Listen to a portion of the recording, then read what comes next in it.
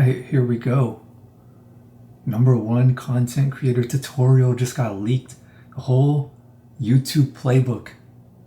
And like, it's gonna be, some of it's got to be unethical. I mean, obviously that's why this is drama, right? That's why this dude would make the thumbnail with the white and then the red text and then put Jimmy's face there. I'm about to start writing notes, getting down this whole thing, because I want to see what I can learn from this.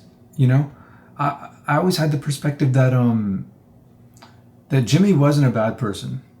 He's not a bad person. He just doesn't have empathy. Doesn't mean doesn't mean you actually want to hurt other people. It just means you're going to be directed to wherever the world sends you. So if the world tells you, hey, I'm going to give you more money and more views if you do this, then he's going to do that. He's not going to, if the world told him, hey, if you do great things, we will give you more views and more money, then he'll do it, as he's done. But he does it for the views and for the money. He doesn't do great things to do great things. So he's not a good person, right? He doesn't go out of his way to be good. He's just not a bad person. So so I have no issues with him, really. I mean, there are moments of anger I have where I don't respect people that are not even, like, not good. But then it's like, damn, that's the majority of the world. Like, that's nobody's problem but mine. You know, I got to learn to cope with that. I got to learn to deal with living in a world full of people who don't actually give a shit about anything and are just coasting and living life, you know, NPC shit. I just got to live with that and accept it. But yeah, let's see if we can learn anything, because he is a obviously very intelligent, like, content creator on that side, you know. An alleged internal document from MrBeast's company was just leaked. This document was allegedly one that he sent to all of his employees upon hiring, and it shows Jimmy's real, unfiltered thoughts on YouTube, his company, and his employees. There's private stats for his channel, what he thinks of himself behind the scenes, and an entire section dedicated. Okay, wait. Private stats of his channel. It's gonna be majority kids, obviously, but it'll be everyone. It's not gonna be anything out of the ordinary.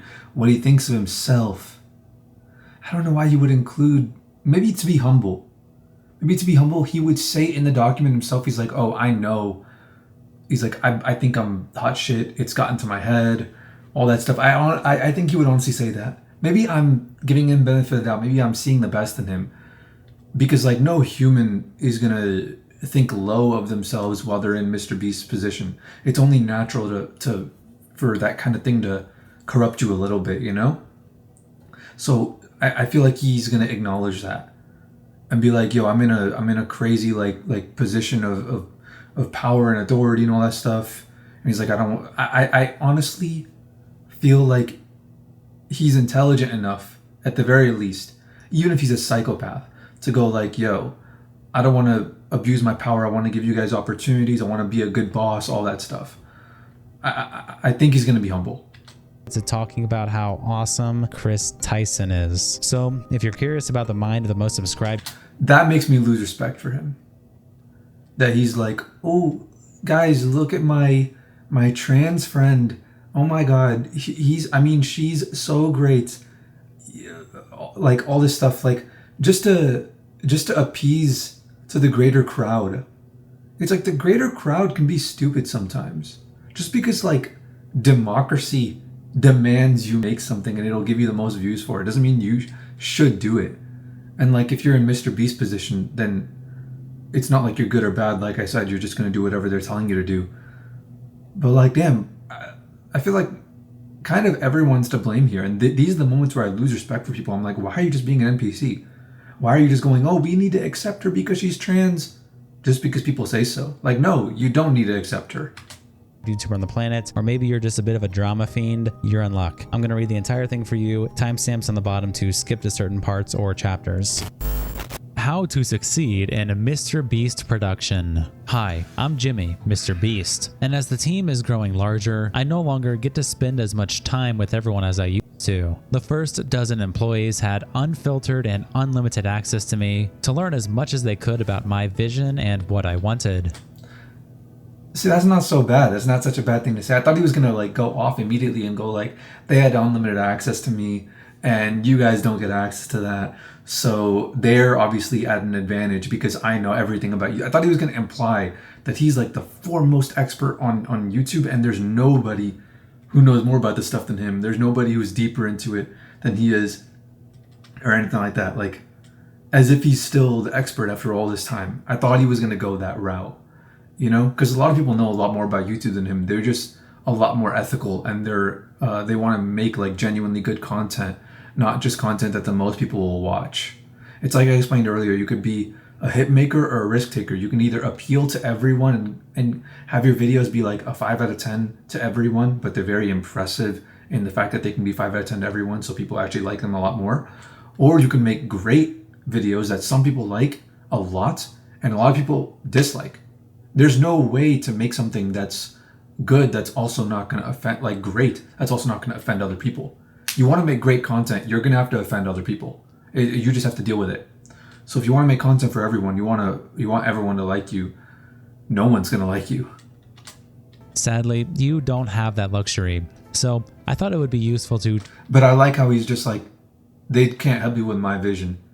Sadly is not the right word for it. Try to brain... The right word is, unfortunately for me.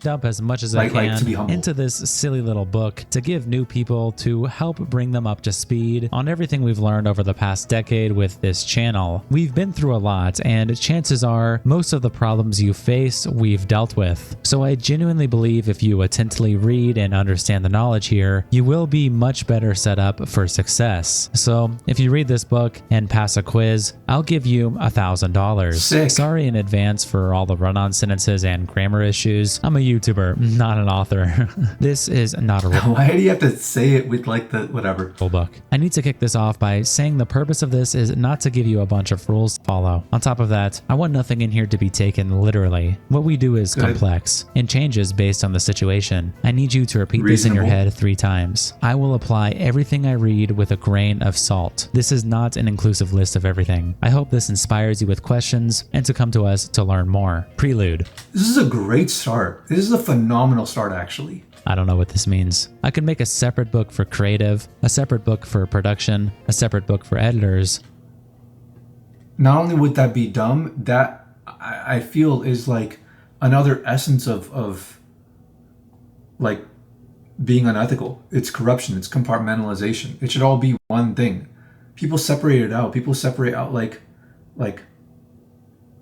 it starts with separating out, like literally like starts with separating out lust and love, and then it goes into separating out entertainment, education, and work, which should all be the same thing. And then all these different separations, all the labels for everything, it's going, okay, we can systematize it. When it's no longer exciting, when it's no longer human, when we're no longer on the cutting edge, we can create systems to repeat what we did before and still find success. That's not what good people do. Good people go, I want to keep walking. I want it to be difficult. I want to always be learning.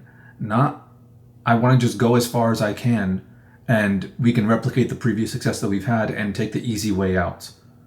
That's not like the compartmentalization, the encouraging the illusion of separation is not what ethical people do. So it's not that it's dumb. He thinks it's dumb because he sees people trying to do the opposite of that, but he doesn't have the logic in his brain to realize why that's wrong because he doesn't have empathy for other people, etc. But I think that'd be dumb. Everything we do it's not dumb, it's wrong. Here is interconnected, and the more you understand about what others are doing and trying to accomplish, the better set up for success you will be.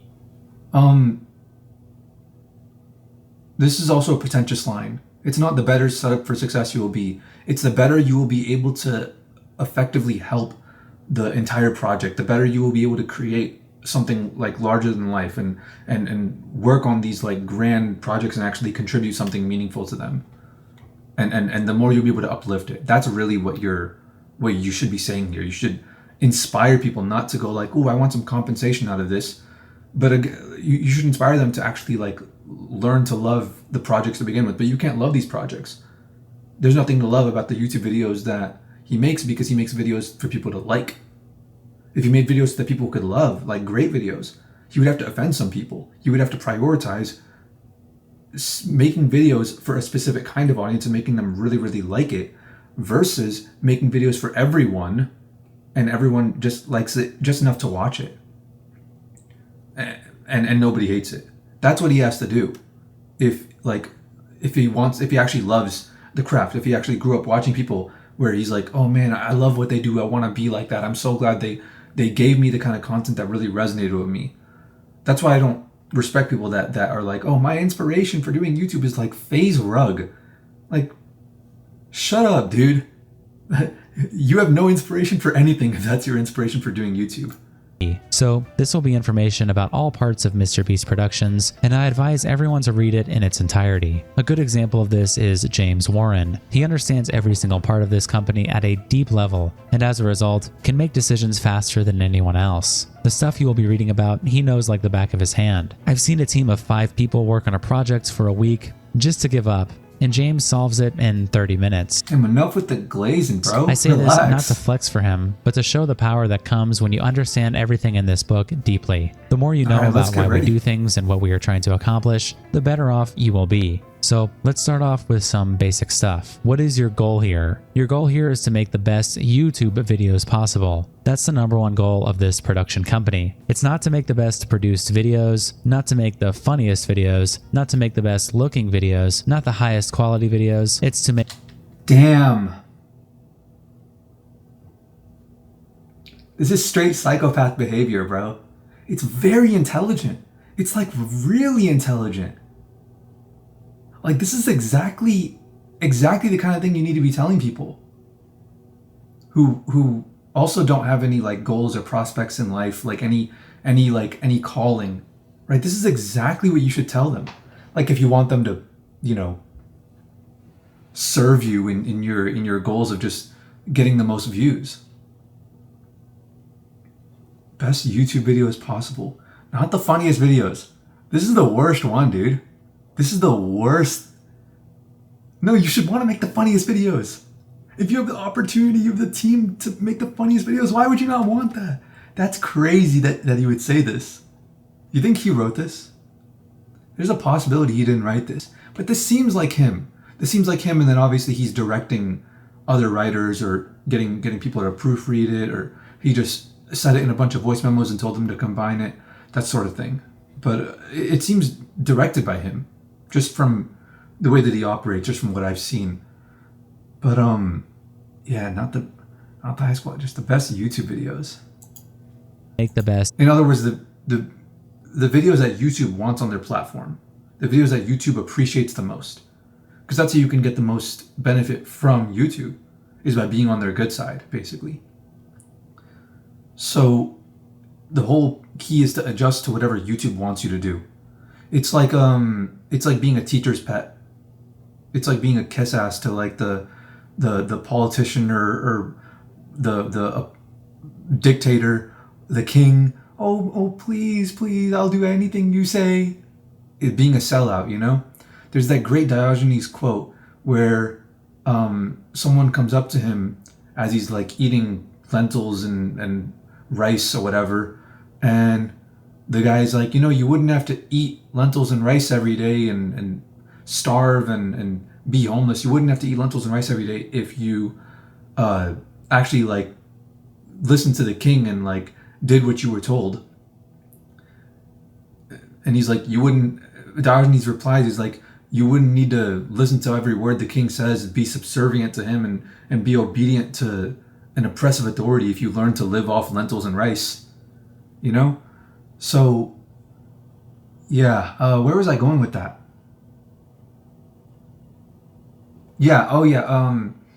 Stop trying to appeal to YouTube. Once you have a certain amount of views, once you're making a living, once you got what you need, like move on to something more meaningful. Like make good videos, truly. Like this, you have to straight up be like an actual psychopath for you to continue to go down this path and not realize after a certain point, it's like, okay, I've gotten so high with the numbers and I'm still just as unsatisfied as I was previously. You have to actually be kind of stupid to be MrBeast. Like, you have to be stupid to not realize, like, hey, this thing doesn't actually give you happiness. Like, it doesn't. It truly doesn't. The anticipation of it, it's like dopamine. After a certain point, post-nut clarity has to hit, And you have to realize, like, I will never be satisfied with this. Let me find something that I can be satisfied with. Or maybe he's just given up. You know, a lot of people have given up on like finding an endeavor or something like that. So they just go do some stupid, you know, leech industry, getting into stocks or whatever. Because they give up on like any meaningful endeavor in life that they can actually find success in. And people like MrBeast, people in this cycle only make it worse, because if they find success in their field like MrBeast did, then they take up spots and impressions and attention and views and thus revenue from the people who actually deserve to be up there, from the people who have that calling, from the people who are not going to cheat and take shortcuts and be a kiss ass, people who actually care about the industry and want to make the funniest videos and want to make the best produced videos and the best looking videos. You are taking their spot. You are taking their position. You are preventing the industry from being at its best and highest potential and what it could be and being great because of your own greed. And to a certain extent, we're human. We make mistakes. You know, we have flaws, and I can understand and respect when someone is chasing something more in life, and they're not just like completely helpless where they just given up on chasing any meaning. But I also can't respect stupid people that can't, like, after the same thing happens 1,000 times, it's insanity that you don't learn from it, you know? Like, you grew your views so much and you're like, damn, I'm still not satisfied. I still want more. It's like, you know, this doesn't end, right? You know, you're not going to find anything meaning. There's nothing. It's a hollow endeavor. You have to. This is not a hollow endeavor. Making the funniest videos, you'll be laughing at your own videos like 60 when you're 60 years old. And the best looking videos, that's amazing. That's such a incredible accomplishment. Like, people will be bragging in 100 years, oh, I got to be on this film set when I was a little kid, of like Denis Villeneuve, and they're gonna be like, oh, my parents got to work with this great director and all this stuff. Like, creating all this stuff is like, this is meaningful stuff. This is seriously meaningful stuff. You're like, nah, screw that. Make the best of YouTube videos. This is very, very telling, but like super effective that I can parse all this out of this. So like, hey, kudos to the MrBeast team on your unbelievably effective communication. I couldn't do it, man. Seriously, I couldn't do it. I need a team like his to help me write stuff like this. Wrong computer. YouTube videos possible. Everything we want will come if we strive for that. Sounds obvious, but after 6 months in the week... Right, then that's not the goal. It's everything we want. Then what do we want? This is the thing I often find with people that have hollow goals. They know it deep down. Subconsciously, they know it, and their subconscious doesn't let them write and create words, create sentences that allow for the questioning. Like, they just skip over it. They just go like, what we want, as if it's assumed, as if it's implied, as if we all know what we want. Wait, what about, shouldn't we want to make good YouTube videos? And shouldn't it be a blessing that we get to be paid and make a living while getting what we want, which is to make good YouTube videos? Whoa, so we're doing this as a goal to then get what we want.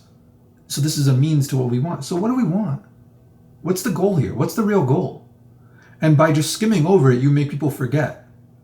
And I'm glad people are starting to remember now. People that used to work for MrBeast, and they're coming out and they're going, hey, they never clarified what the goal was. And I was naive for thinking that people can have good in them when they don't, when it's not explicitly shown outwards, when they're not showing love to the people around them, and they're not doing right by people, and they have these other priorities. Maybe they still have a little bit of their soul left in them. No, dude, it's a crossroads of destiny. It's a one day where you go, okay, am I going to be a sellout, or am I going to retain my soul? And you make that decision, and that's it. And you can always go back and decide again and get your soul back. I believe in second chances, like Uncle Iroh said. But like, very rare that someone ever has two crossroads of destiny in their life. It's rare that someone even has one, actually. Most people are sellouts from birth because their parents are. A lot of people tend to forget what we are actually trying to achieve here. I don't care how traditional media does things. And he goes, sounds obvious. So it's like, it's almost like by bothering to ask everything will come, everything we want. It's almost like, if you ask, then you're subconsciously like implying to yourself, oh, I don't know the obvious thing. You know? It's simple stuff like this, and I don't think they're calculated enough to write it like that. But I think they're just fooling themselves. They're just stupid. Like, they're just too stupid in their own minds to realize, like, okay, wait, we're lying to ourselves, and thus we're going to be lying to other people here. No, you should ask, like, what is it that we want? I can tell you what they want. They want greed, lust. They want to satisfy their envy and not be jealous of other people. They want what other people have just because other people have it. They want to be lazy, sloth.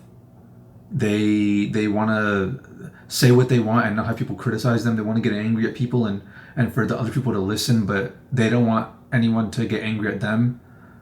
All these different things, because that's the road that it leads down. And like, I can respect submissive people like MrBeast, who will just follow the views and just do whatever people tell him to do that gets views, because he's not maliciously evil. A lot of people are evil and they go, okay, I'm going to try to literally go out and ruin the world, like intentionally, just to make this stuff happen, you know? Even when the world is doing good. But MrBeast is only taking advantage of a broken system, really. If the YouTube audience and YouTube corporate and like their company culture said, hey, we don't give a shit about like just maximizing like view count for everyone, it's making everyone mindless zombies, but we actually want to offer some value into people's lives and get some value back, get enough value back to be able to pay for it and be able to make a profit. We don't give a shit about making $100 billion, but at least we want to make maybe a billion or 2 billion, you know? If they simply had that mindset, that's all they needed. The system would not have been so corrupt that MrBeast could take advantage of it like this. He's just doing what people ask him. He's selling drugs because there's a demand. He's not selling drugs because he wants everyone to be addicted. He doesn't care whether everyone's addicted or not. If he can sell drugs and no one will be addicted and he could actually do a good thing for the world, then he would do it. So it's hard to blame submissive people like MrBeast. But the whole world's submissive now, and now it's just gone downward spiral, and the people that run things like at YouTube corporate are actually evil. They are actually malicious, and they do actually want worse for the world. So many people in big tech are literally tied to like sex trafficking rings and all that stuff, but no one wants to talk about all that. No one wants to talk about how like they're trying to normalize it and how, oh, Dr. Disrespect is back and EDP is back and their redemption arc and all this stuff. No one wants to talk about like the way that they want to influence culture, and how when you allow submissive, like overgrown infants, like not real men like MrBeast, losers like him, when you allow him to have so much power, no one ever talks about where that leads. Strive for that. That's why he's friends with Kris Tyson, because Kris Tyson's he's like the definition of like the opposite of what a man should be. Sounds obvious, but after 6 months in the weeds, a lot of people tend to forget what we are actually trying to achieve here. Yes. What we're actually trying to achieve here is hard to say exactly because he's not specifying it. I'm not gonna. It's an intuitive thing, and you know it when you see it. But our goal is not to be good or funny or whatever. Our goal is to do whatever YouTube wants us to do. So if YouTube tells us one of us has to be trans, one of us has got to be trans. I don't care how traditional media does things. Pardon the bluntness, but this is not Hollywood, and I do not want to be Hollywood. And if that yeah, he does. Sentence is a turnoff to you, then you're probably at the wrong job. I genuinely mean that. No, he's saying this because other people, when they hear this, they really appreciate it and they go like, yes, the new era of things, But it's not the new era of things. YouTube is Hollywood now. Like the new era of celebrities is the same as the old era of celebrities in their temperament and their capacity for love and their fears and their desires and their like what they want out of their careers and for the world and the way that they abuse their kids. They're the same. They're literally the same. There's a short little era of YouTube where it was great. Make YouTube great again. MYGA, MIGA, make YouTube great again. But yeah, no, now it's Hollywood. YouTube is the future, and I believe with every fiber of my body, it's going to keep growing year over year. And in 5 years, YouTube will be bigger than anyone will have ever imagined, and I want this channel to be at the top. Which is why I say we are not Hollywood. 99% of movies or TV shows would flop on YouTube. On top of that, they'd be wildly unprofitable, have no flexibility, and long lead times that can't adapt to trends. We aren't here to make The priority really is the views, man. a small movie once or twice a year. I want to make one a week, lol. Which is why you need to be nimble and produce content our way, not the way you were taught before. If you want the highest probability of success, I beg you to learn why we do what we do at a deep level before you try to fix anything. That's so fucked up. Because like good people want to fix things. You're like, nah, don't try to fix things. Just learn our ways. Learn our ways and immerse yourself into it. It's like, it's the same sort of mentality as, when people are like, oh, I want to fix the education system. I want to fix the education system. It's so messed up. They're not teaching the right curriculum. And people are like, you know what? You want to do it? Work your way up the ladder. So they go get a teaching degree. They get 4 years of indoctrination. They learn the ways to do everything. And then they're like, shit, now my brain is fried. And they go become a teacher and they become a part of the system. Don't try to fix it. Just learn our ways first. If you think, oh, I want to fix it, you clearly haven't completely learned our ways. So, but it is also crazy, like, to think about. Like, you never consider it because it happened in such a gradual way. But like, MrBeast really does produce like straight up movie level productions, like every week. Crazy. We've done countless videos and invested hundreds of thousands of hours collectively building how we do things. What I want to know is when he made this document. That's what I want to know. When did he make this document so we can timestamp it, so we can see what videos came before it, what videos came after it? I know it's not perfect, but we have a reason for how we do most stuff, and it's probably a decent one. The amount of hours you work is irrelevant. Before you get mad, recall the story about James solving a problem in 30 minutes a team of 5 couldn't do in a week. In that example, does it really matter how many hours they worked? Obviously, we want grinders that put in the hours and love you guys to death that do, but at the end of the day, you will be judged on results, not hours. We are a results-based company. Get shit done and move the goalpost. This is just a very intelligent thing to say. And it's the way to go, really. It is the way to go. This is how it should be. I only want a the future of the job market, contingent that humanity doesn't nuke itself or go in like some relationship with AI, Neuralink or whatever. Contingent that like humanity stays humanity and we actually like fix our problems as a society. The future of the job market, very early on actually, maybe 100 years, will be entirely results-based. Players. As I type this, I realize it may not be the wisest to categorize everyone into 3 buckets, but this is how I believe we should look at everyone a part of the production team. You're either an A player, B player, or C player. There's only room in this company for A players. A players are obsessive, learn from mistakes. You can't have this, bro. You can't have this. Because everyone has different goals. Like in terms of the kinds of pleasures they want to experience in life, the kinds of pains they want to run away from, everyone's going to have different goals. So you can be submissive and feminine and like a feminine man and like not have any masculine desire to like give something to the world. You can have that. But be weak and be incompetent so you can't actually influence the world. But if you're a feminine man and you're obsessive and you wake up every day and you're driven to your goals, that sucks because you won't have good goals. Feminine men, like literally by definition, don't have good goals. They have evil goals. They want to take from the world, not give to the world. That's like literally how you define it. Obsessed with like sex and with attention and with, oh, I want to wear makeup because I want people to look at me and all this stuff. It's literally about being a consumer, not a creator. We have too many consumers. We don't have enough creators. So the people that should be A players should be the people that actually want to give something, Not the people that go, I have my goal and it's obvious and we don't need to talk about it. It's like, no, the people that fantasize about their goals, that go, I want to share it with everyone because I want everyone to know the position that I'm in. I want everyone to know my drive and what I want for the future so that they can help me get in those positions, so that they can be a part of my journey, so that they can like also join me and I can help them if they have the same goals as me. You know, it's people that like are happy and humble and want to share their goals, but not people like this. You know, if your goal is views, don't be an A player. Like, stop doing it, because you're just gonna make things worse for everyone, including yourself, long term.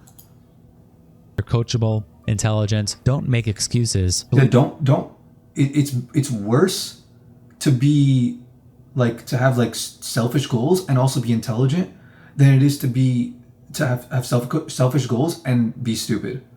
If you have selfish goals and you're stupid, you're not going to do anything, right? You're not going to accomplish anything. If you have selfish goals and you're intelligent, you'll burn down the whole world just to feel its warmth. You'll screw people over. You'll cheat people. So have a real goal. At the end of the day, this is literally about views. As simple as it sounds, it's literally about just chasing clout. It's about like people who actually care about the content versus people who care about the clout. That's literally all it's about. And when you extrapolate it up, this is what it turns out into. If you're intelligent, you're going to be unethical if what you want is clout. It's a Punnett square. So intelligent plus caring about the views, unethical. Intelligent and not caring about the views, ethical. Simple. Even YouTube, see the value of this company, and are the best in the goddamn world at their job. B players are new people that can be trained into A players, and C players are just average employees. They don't suck, but they aren't exceptional at what they do. They just exist, do whatever, and get a paycheck. Yeah, but I mean, that's why you have to pay people based on results. But it's annoying that they're smart. That's what I don't like about the MrBeast team, is that they're smart. It's like people who are so obsessed with views shouldn't be intelligent. What kind of world have we created where they're the intelligent ones? Where people like respect them? How stupid. How stupid are people to go like, oh yeah, that's so, oh yeah, chase the bag, bro, chase the bag, go get it. Oh, you can't knock somebody's hustle. Yeah, you can. You absolutely can knock someone's hustle. So stupid, honestly. They aren't obsessive in learning. C players are stupid people. Plenty of stupid people, but you should not respect intelligent people. You should respect good people. Poisonous and should be transitioned to a different company immediately. It's okay, we give everyone severance, they'll be fine. Chapter 1. What makes a YouTube video go viral? I spent basically 5 years of my life locked in a room studying virality on YouTube. Some days, me and some other nerds would spend 20 hours. See, I don't like this. You don't have to constantly specify every single time, dude. It's like, we get it. You really want to prove that you know what makes something viral? Don't try to give me your resume and show me how credible you are, so that way I think your ideas and your reasoning make sense. Allow a filter, so that way if I can resonate with the same thing as you and I could see that, oh, this would be successful, then I go like, okay, this guy knows what he's talking about. But if I can't see it, if I don't have a vision for it, if I don't have merit for it, then clearly I shouldn't be a part of the company. Don't say this stuff. Don't try to add an ethos of credibility to your ideas. Just tell people, okay, what makes YouTube video viral? This and this and this and this. Straight studying the most minor thing. Like, is there a correlation? Like, this is unnecessary when you really think about it, you know? Between better lighting at the start of the video and less viewer drop off? There is. Have good lighting at the start of the video, or other tiny things like that. And the result of those probably 20,000 to 30,000 hours of studying is, I'd say, I have a good grasp on what makes YouTube videos do well. The 3 metrics you guys need to care about is click-through rates, CTR, average view duration, AVD, and average view percentage, AVP. Make sure you know those abbreviations, because that's how most people will refer to them. Up first, we'll talk about average view duration, average view percentage. Got it. About CTR. This is important no matter what department you work in. CTR is basically how many people see our thumbnail in their feeds divided by how many that click it. If 100 million people see our thumbnail... Oh, wait. Okay, so this is just the 2 pieces of the funnel.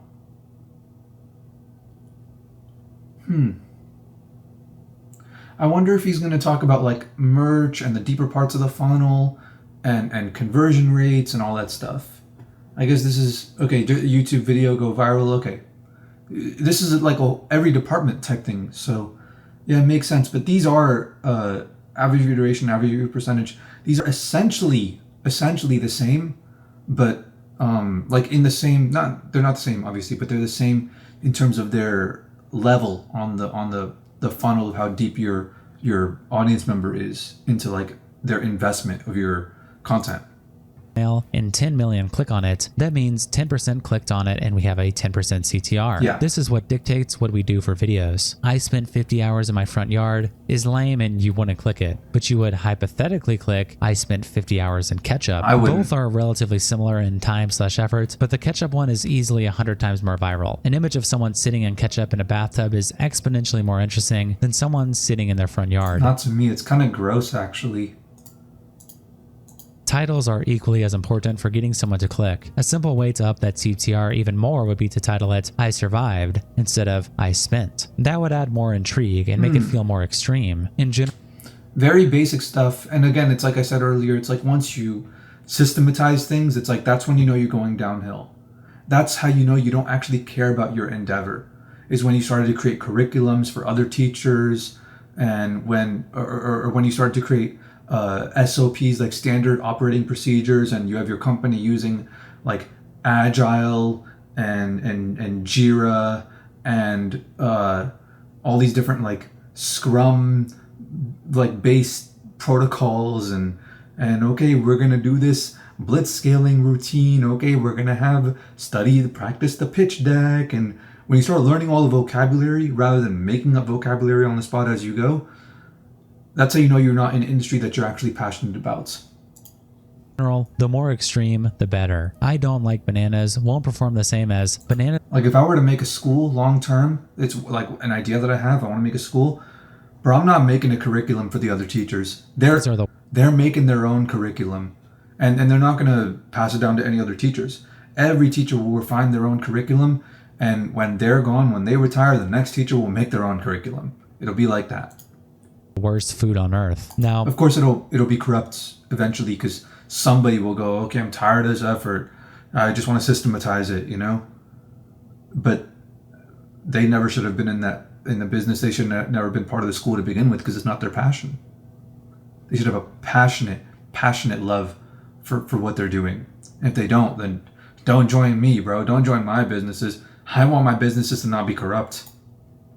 if you're in production or creative, you might be wondering, why does the title and thumbnail matter to me? Expectations is why. The title and thumbnail on the videos you will be producing, set the expectations for the viewer of your video. Imagine you clicked on a video titled, World's Largest Bouncy Castle, and the thumbnail had a giant yellow bouncy castle beside a bunch of huge buildings. Then, when the video plays, it's not a yellow bouncy castle, it's red. It's also not the world's largest. It's also in a field with no buildings like the thumbnail. You'd feel like you were lied to and click off because the video didn't. You know what's crazy? It sounds good when he first says it, but when I think about it, I'm like, the fact that you have to specify this shows just how many holes for corruption and negligence you've left in your company. The fact that you have to tell them, like, hey, everyone in the company should know how the entire company operates. And when we all work on a project, we should know what the end goal of the project, like the final result of it, should look like. Because like in so many other businesses, it's like one person will do one thing, another person will do another thing. The VFX guy will work on this, the sound guy will work on this, the cameraman will work on this, and no one will know what they're doing, and it'll create a giant mess in the end. But it's like, that's Hollywood. The fact that you have to specify this shows that you are Hollywood. It's like, how is it not common sense? How is it not common sense to your whole team that everyone should all be communicating with all the other departments? If they can't communicate, if they don't have the time to, it's not efficient for them to communicate anymore, your company's too big. Sorry, don't know what to tell you. Not meet the I don't think there should be a limit on how big a company can get, like in terms of like a number, but it should be only the people that are like truly passionate on working on the projects, and they enjoy the process, and they love that experience, and they love the social aspect of being around the people and talking with them and making jokes with them and hanging out, like all that stuff, like being in the same obsessive hobby as someone that you love, getting to talk with them. Like, dude, I have no friends who love YouTube the way I love YouTube. I like wish I could talk with some people about YouTube, man. I wish I could just talk about that. But like, damn, no one around me does. And it's such a shame. And I miss the time where people actually did. I really want to find people who actually have a passion for it, you know? I'm like, what a heaven it would be. What a heaven it would be to like just relax, like in a backyard or on the beach or something like that, and just talk YouTube with someone. That'd be a dream. And I would not, like, if I'm a part of a company, I'm part of a project, I would not need to be told, hey, you should interact with everyone at every level of the company in every department. It's like, what the hell do we even do it for to begin with? For the money? For the destination? Nah, dude, I'm all about the journey. Give me the journey. Screw the destination. Give me the money I need. Throw the rest of the destination away. I don't need it. But let me enjoy the journey, you know? People who join my team, I'll make a team of people that want to help me make YouTube videos. People that join my team should be a part of my team because their passion is making YouTube videos. Nothing else. That's their goal. They want to make the best, funniest, highest production YouTube videos, not the best YouTube videos. Nah. They want to make the coolest, most interesting, most informative, most educational, most gripping, most like mind clearing, like consciousness raising, beautiful work of art, hilarious, brings people together, makes the world a better place type videos. That's who I want on my team, not anyone else. Don't expect to get rich. You'll get paid, but expect to have the adventure of your life. That's what I would put in a paper like this. Expectations of the title. But again, I don't think he's selling. I don't think he's like offering the job with this video. I think this is for people who already got the job. /thumbnail. This is why you must know the title and thumbnail of the videos you are making. How can you know how to start your video if you don't even know what expectations the viewer will have of you? But it's good advice. For psychopaths, it is good advice. It's like, yeah, we do have to we can't be Hollywood. Hollywood is failing for a reason, you know? So we can't repeat their mistakes.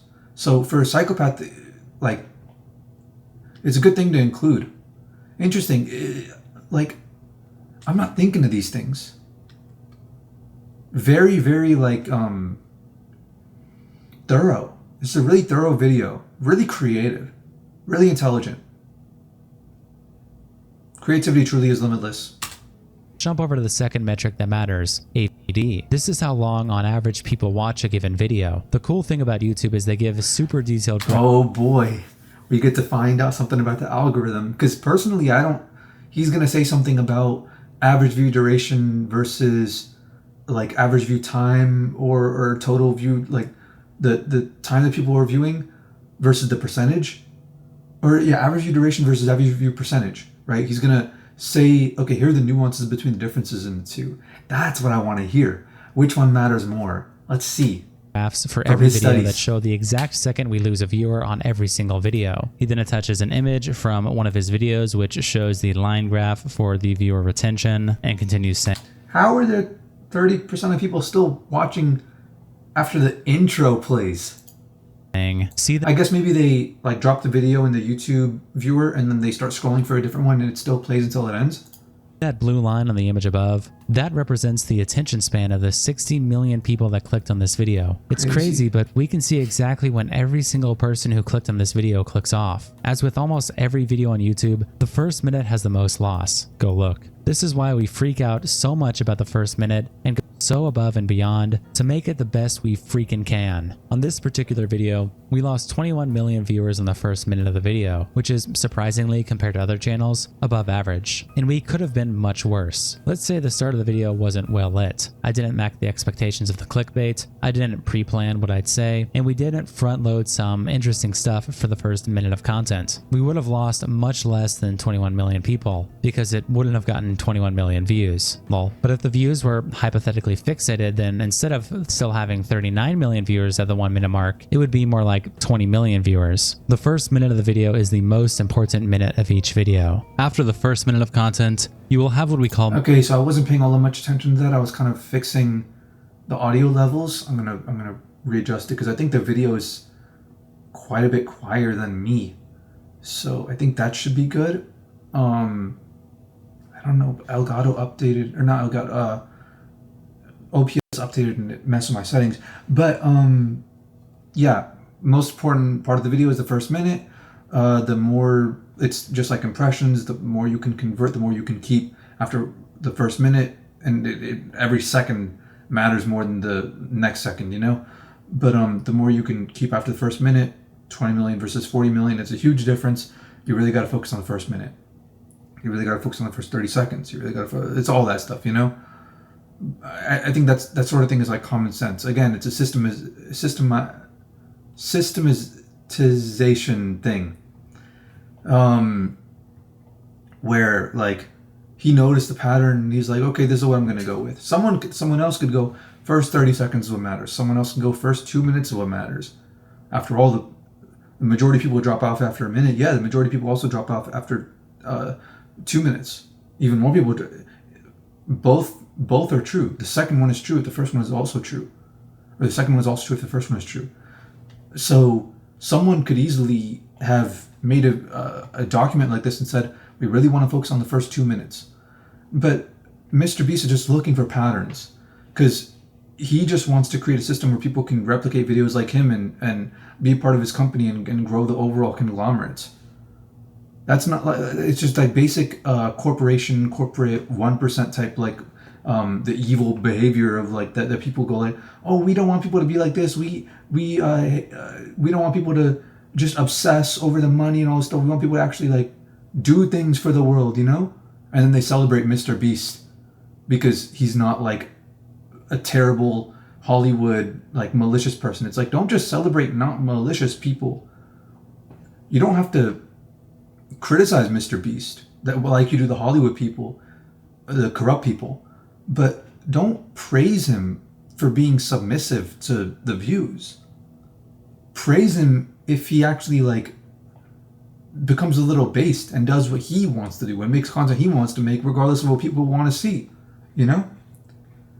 So but this is all basic information. I feel like a lot of this is gonna, I'm not gonna pause it so much, because now that I think about it, I feel like a lot of this is just gonna be basic information that you can get from any other thing, and it's gonna sound great because it comes from MrBeast, but it's just gonna be him going like, oh, I found this pattern that you can replicate.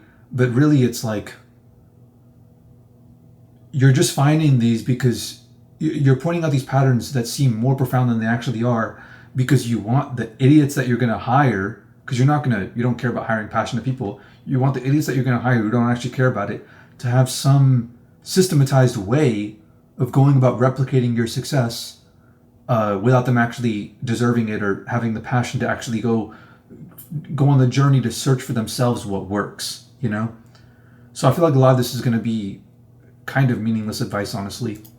Minutes 1 through 3. This is where you have to transition from hype to execution, generally. Stop telling people what they will be watching and start showing them. An example of a 1 through 3 minute tactic we would use is crazy progression. Let's say we have a 10-minute video about a guy surviving weeks in the woods. Instead of making the first 3 minutes of the video about his first day and then progressing from there like a logical filmmaker would, we'd try to cover multiple days in the first 3 minutes of the video, so the viewer is now super invested in the story. Like a logical, like a what filmmaker? Where did he say? Like a logical filmmaker? Screw logic, bro. Bro, why did my audio not save?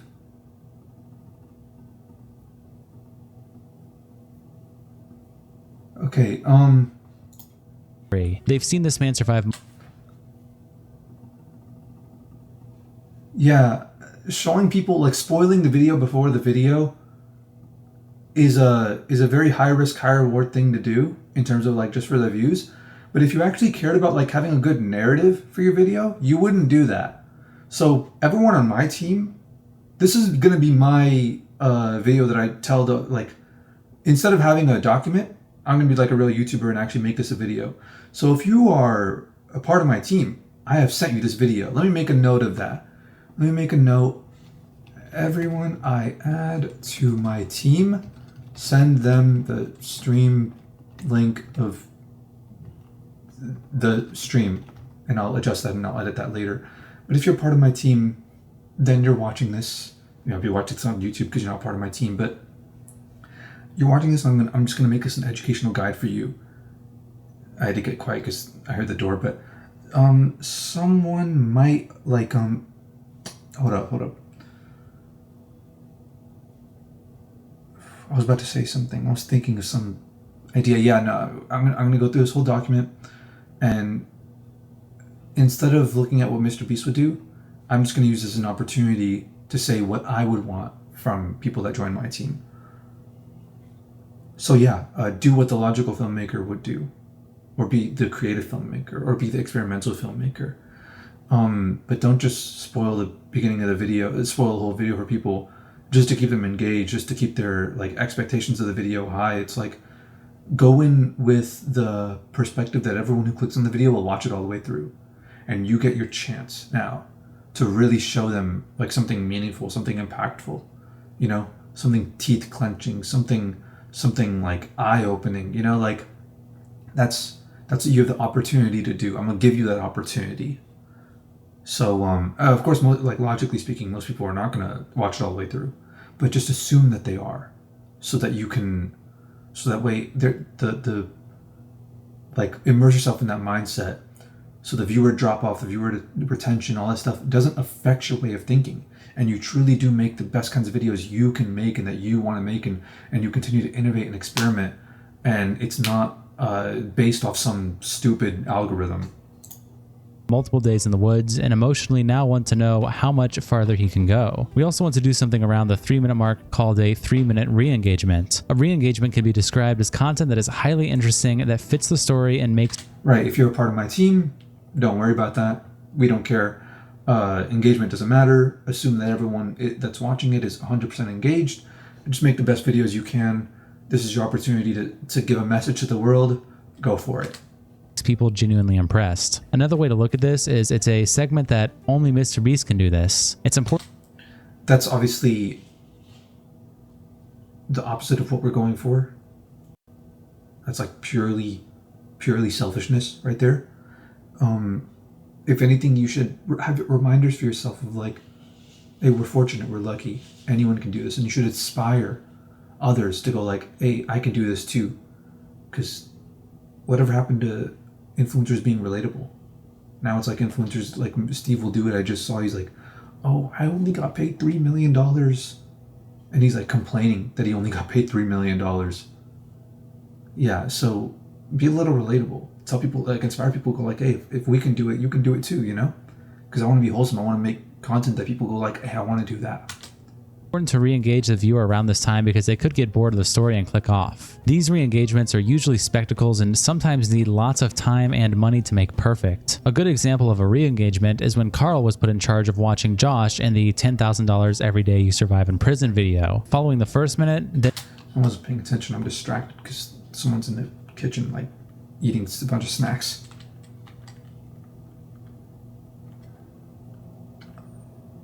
Video, those re-engagement spectacles. Oh, okay. Watching Josh in the $10,000 Every Day You Survive in Prison video. Following the first minute, then minutes 1 through 3 is obviously what we call minute 3. I want to see what he has to say about Chandler and Carl. 3 through minute 6, and it is the next important part of the video. This is where you plan out all of the most exciting and interesting content that is also very simple. This includes lots of quick scene changes and highly simulating simple content that are... This is evil. This is you're paraphrasing. You're just expanding the word brain rot. That's what you're doing. You're defining the word brain rot when you do this. It's like, forget giving them good content. The purpose is to get them highly stimulating, highly exciting, fast cuts. Reflects the story. The goal is to make them fall in love with the story, the people in the video, and overall the video itself. Once again, the people on my team, we don't care about making people fall in love with the video. Assume that they actually already care about the video, and then give them some value, If we can get them to watch the first half of the video, there's a very high chance they'll watch to the end. Usually at the 6-minute mark, we will include other... Assume that everyone will watch the whole video. None of this advice should apply to you. In fact, the opposite should apply. A re-engagement that is highly interesting, but still needs a little more explanation, and will push the story in the back half of the video. And we will, of course, like my videos, I hope to encourage people and give value to the people that actually that are a little bit more mindful with the kind of content they watch, and they are a bit more like, you know what, let me watch like something that's not so overly stimulating and just gets me hooked. Let me watch something that can actually benefit my life a little bit. Lastly, we have what we call back half content. I have to be careful writing this because I don't want you to ever for a second think I'm okay with content being subpar. Many videos have been killed because the back half content was ass, lol. But in general, once you have someone for 6 minutes, they are super invested in the story, and probably in what I call a lull. They are Oh my god, I didn't even mean to pause after that. That's crazy. I was gonna say something about this, about like the videos have been killed. It's like, why the hell is that your concern? You're already making so much money. Who cares about that now? But again, you don't have any other goals. Your goal is the numbers. So people, they might try to hide it or deny it or not talk about it, but they know that that's what it is. But this is crazy. Get them into a lull. It's literally encouraging zombie mode, NPC, brainless, just content, just consumption. Oh, I'm just watching like a loser, like the kind of thing that Andrew Tate makes fun of. Like people just, oh, something stimulating. Next thing, and just scrolling. It's like MrBeast wants that for people. Isn't that crazy? Isn't that crazy to think about? Everyone on my team, we don't want that for people. We want them to, ideally, we want them to like live their lives a little bit, you know? So like they watch the video, they get excited, and they leave YouTube. This will logically kill our like view counts and things like that. I'll do whatever I can to mitigate it. You don't have to worry about any of that. You guys are the artists, right? We're like, I'll worry about making sure the videos like are profitable and can sustain you and all that stuff. And I'll make sure you guys are secure in your job and all that kind of stuff too. But yeah, don't ever try to think about like making the video appeal to as many people as possible or anything like that. Make videos that go against what YouTube wants, because YouTube wants me to keep people on the platform. They want me to kill people's attention spans. YouTube wants me to make a video that makes them go, I want to watch another video and another one and another one and another one forever. We don't want that. We want people to live their lives for real. Watch YouTube videos as like a part of it, as a way to supplement your knowledge and your entertainment and things like that here and there, but not like just as a lifestyle of taking the path of least resistance and avoiding all boredom in life. watching the video without even realizing they're watching the video. Typically, the not as good content would be in the back half of the video. Don't ever signal the end of the video unless it's to build hype for the prize or payoff at the end of the video. This is where long explanation bits... That's an interesting thing. I feel like that's very true. What's it called? Yeah, don't ever signal the end of the video unless it's to build hype for the prize or the payoff at the end of the video. I feel like that's a very good, genuine piece of advice for people on MrBeast's team that people might skip over. But it's really, you'd be wise if you were a psychopath on MrBeast's team to analyze this deeply. Can live, and if something unexpected happens or things don't go to plan, that can be turned into content. The above paragraphs are why you'll hear us ask what minute mark in the video that you are working on is. Whether it is production, creative, or editing, you must... Damn, that's crazy systematized. I keep saying that word. I've never said it this much in my life, honestly. Seriously, I was just thinking about the word the first time I said it, but this is like exactly what he's doing. Like, that's crazy that this is what it is. Oh, what minute mark you working? How can your videos be so basic and cookie cutter that you can ask someone that and know what they're doing? Always know what minute mark the content you are working on is. If you don't, then you're not doing it right. I just whipped out a calculator and the combined seconds of content... Right. Everyone on my team, the opposite. So if I can tell what you're working on, then you're not doing it right. You should always be innovating and pushing the boundaries and worrying less about what I want from you and my expectations, because I'm human and I'll have expectations and I'll want the video to look like this and this and this, but ignore me. I give you permission. Ignore me. All right? And I'll push you and all that stuff, but Learn to push back against me. Learn to convince me and express your art and go like, hey, Afraz, I believe this can happen. I want to make this happen. This is why. And sell to me. And I'll do what I can to provide you with the opportunity to make the kind of content you make, even if it's not the vision that I would want you to go for.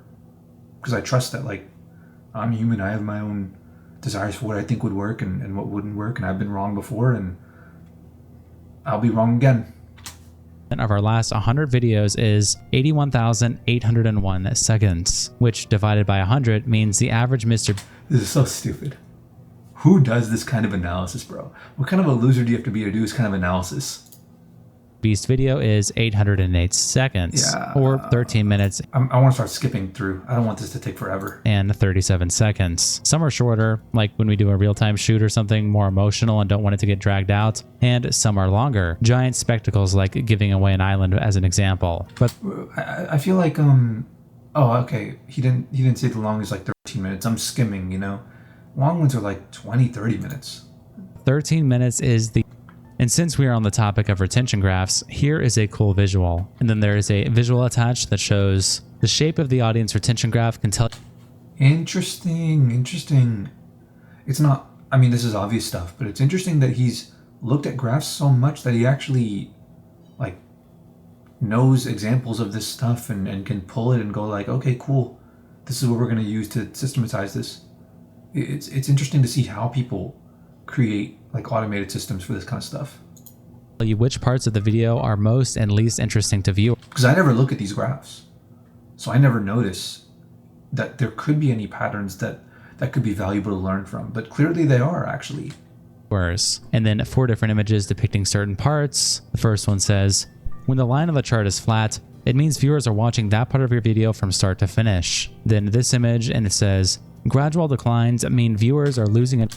Is there some algorithm? I mean, it would be very simple to make. It's a basic calculus of like, it's not even basic calculus. It's literally, you can just count the pixels literally, actually, if you wanted to. Where you compare how filled up it is, how much blue versus how much white. And you can get like a score, a rating, a percentage rating, like a vidIQ percentage rating on, I don't know why I'm even concerned with this. It seems interesting. I have a bit of that in me. Again, I can make the video successful. Trust me on that. Be confident in that. I do have an eye for analytics, but yeah, no, you shouldn't worry about it. Interest over time. All videos on YouTube generally taper off during the playback period. And then another image here, and it says, spikes. Another, it continues saying, the last of the 3 trafficable metrics that matters to virality. Was that a Freudian slip? From MrBeast, from Hollywood, a Hollywood like inception mind trick it went into him. The last trafficable is AVP. And to be honest, this doesn't matter as much to you. Usually the length of the video will be decided by me or Tyler. I just need you to make people watch as long as possible. Another non-trackable thing about virality I'd like you to know is what we call the wow factor, and it's definitely the most subjective. You can check all the above boxes for CTR and AVD, but the video can still do for us. An example of the wow factor would be our 100 days in a circle video. We offered someone $500,000 if they could live in a circle in a field for 100 days, and instead of starting with his house in the circle that he would live in, we bring it in on a crane 30 seconds into the video. Why? Because who the fuck else on YouTube can do that, lol? The fact that we lifted a house on a crane didn't add anything to the title and thumbnail. It obviously hooked the viewers and helped retention, but there are millions of ways we could have done that easier. It's arguably, from a data standpoint, illogical and a waste of time, but the impression it leaves on the viewer is invaluable for us. Anytime we do something that no other creator can do, that separates us in their mind and it makes our videos more special to them.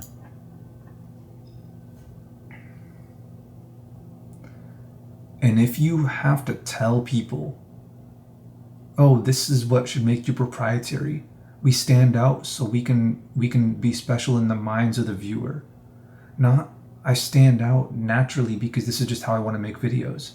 You shouldn't stand out because you chose to stand out. You should follow your passion and you will naturally stand out because no one else is like you. If you're operating at your max capacity, your max potential, no one else will be like you. You will have your own unique individual character and people will be able to sense that. So YouTube really is only for the, in a perfect world, YouTube is only for the people who don't try to stand out, who just try to make content for themselves and they stand out anyways.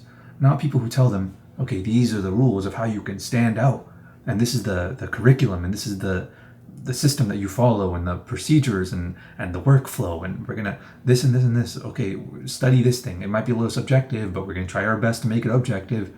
It's like, wow, way to ruin the fun, man. It changes how they see us, and it does. I had the opportunity to apply for MrBeast job a long time ago. I'm so glad I didn't bother. I'm so glad I was too lazy to make a resume for it. Make them watch more videos and engage. It'd be miserable to work for MrBeast, dude. More with the brand. You can't track the wow factor, but I can describe it. Anything that no other YouTuber can do. And it's important we never lose that wow. Chapter 2. Right, I can do things that no other YouTuber can do. I don't think it's all that important that I not lose it because I'm not insecure, because it's not like other YouTubers can do those things because they're not me. I'm me and I can be me better than anybody else. It's just that simple. So that's what it means to not be insecure. I'm secure in it. I'm not going to lose it. I can't have that taken away from me. Someone can take away that thing from MrBeast by by spending a lot of money on the videos like that, by doing those kinds of things. So it's not secure. That's why he's scared of it. That's why he's like, it's crucial we don't lose. It's like, I don't have to worry about that. And neither will you guys on my team. You guys can have the peace of mind of knowing that our wow factor, our unique proprietary element that we have in our videos is ours, not because we analyzed and found a way to be proprietary, but because it's us that's making it, and we're making it with our whole hearts. So it will be unique and interesting and proprietary without us even trying to make it that way. 2.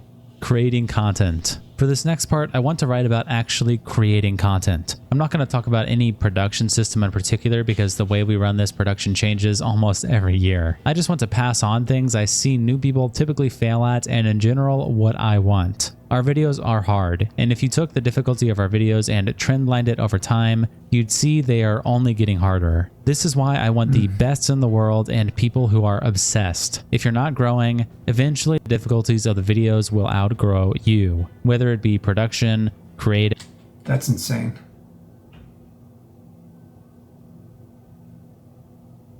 I don't know how to commentate on that, but that's an insane thing to say. Camera or editing. I want you to be obsessed with YouTube. Get rid of Netflix and Hulu and watch tons of YouTube. It will, without a doubt in my mind, make you more successful here. This is stupid. There's good content on Netflix and Hulu. I want everyone on my team, we don't care about what appeals to YouTube. I want you guys to watch pirate stuff because you can't have everything on every platform. Just watch good content, wherever it might be. Authentic content from authentic people who actually care about the content they're making. No matter where it can be found, that's what you should be watching. Doesn't matter if it's YouTube or TikTok. The more invested you are in our world of YouTube, the more you'll understand trends, how we can stand out and be more original, what we could do better, etc. You should also really try to watch. Right, and the more content that you watch that comes from genuine people who actually love what they do, the more you'll be immersed in that world, and the more you will look up to them, and the more you'll see like how happy their lives are, and the more you will realize that this world of people who actually like can chase their dreams, the more you'll realize that it still exists, the more hopeful you'll be of the future, and ultimately the better videos you'll make, the more satisfied you'll be making those videos. You'll enjoy your own videos as well, and the videos that you help me make for my channels, and yeah, you'll get to contribute to a better world while also being happier than them. The dream, what could be better? Watch every MrBeast video on all the channels. Sounds obvious, but I've asked multiple people this week what they thought about last week's gaming video, and not a single person had seen it. On top of learning, you shouldn't feel the need to watch any of my videos. You should work with me and be a part of my team either because you're around me a lot and you don't need to watch them, or because you enjoy watching them. If you don't enjoy watching them and you need to be told to watch them, bro, join some other YouTuber's team. Like someone that you actually enjoy. You'll watch someone. Everyone will watch someone. I'll put you in touch. I'll give you a good word. I'll be like, hey, they're more optimized. Like they would work best on your team. They're probably going to be better than anybody else on your team that you already have. You know, so I can refer you to people. But don't just join my team just because I might offer you an opportunity. Consider me a gateway to every other YouTuber in the world. You know, by the time this video reaches anyone that actually by the time I actually get to the point where I have that, where I'm at least monetized, you know, but I fully expect to get there.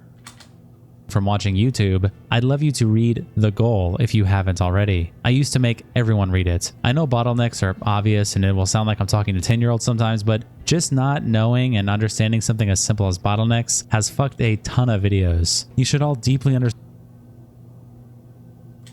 This is interesting because I agree with this.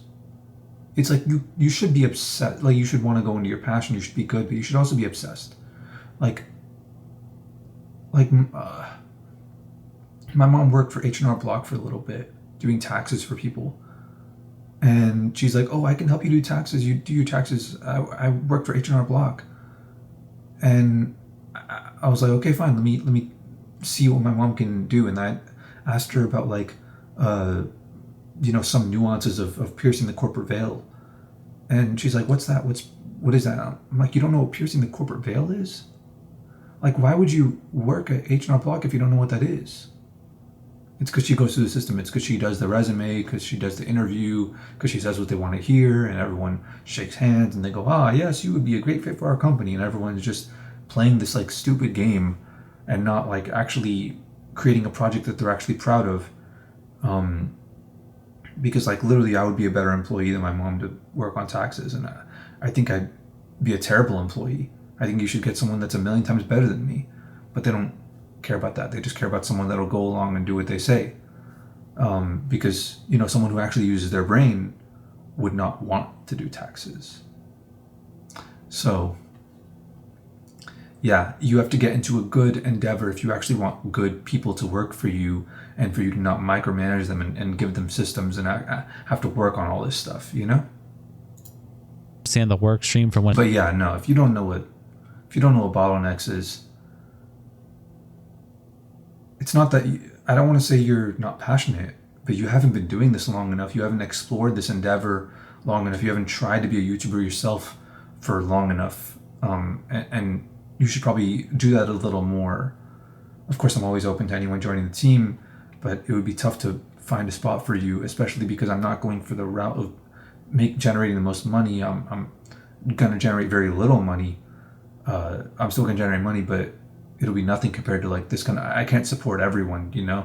It'll be a very slow process of converting like the entertainment industry little bubble around me into like a more ethical place where like people can join from a very low level and work their way up and it be an adventure that supports everyone, you know? It's a very, very long process. And in the beginning, but I mean like for my entire life, basically, it's going to be difficult to hire people that are not like that have not educated themselves on words like bottlenecks. So I agree with that. That video hits the calendar to when it is filmed. I don't have the best track record of making the video filming calendars super far out and sticking with it. Let's say you're in production and a video you're assigned. And the education shouldn't be unnatural. It shouldn't be you go out and you try to look for what's the vocab for this. It should be like you watch so much YouTube and you love YouTube so much and you've dove so deep into trying to understand the kind of content you want to make and that sort of thing that the word bottleneck just pops up a lot.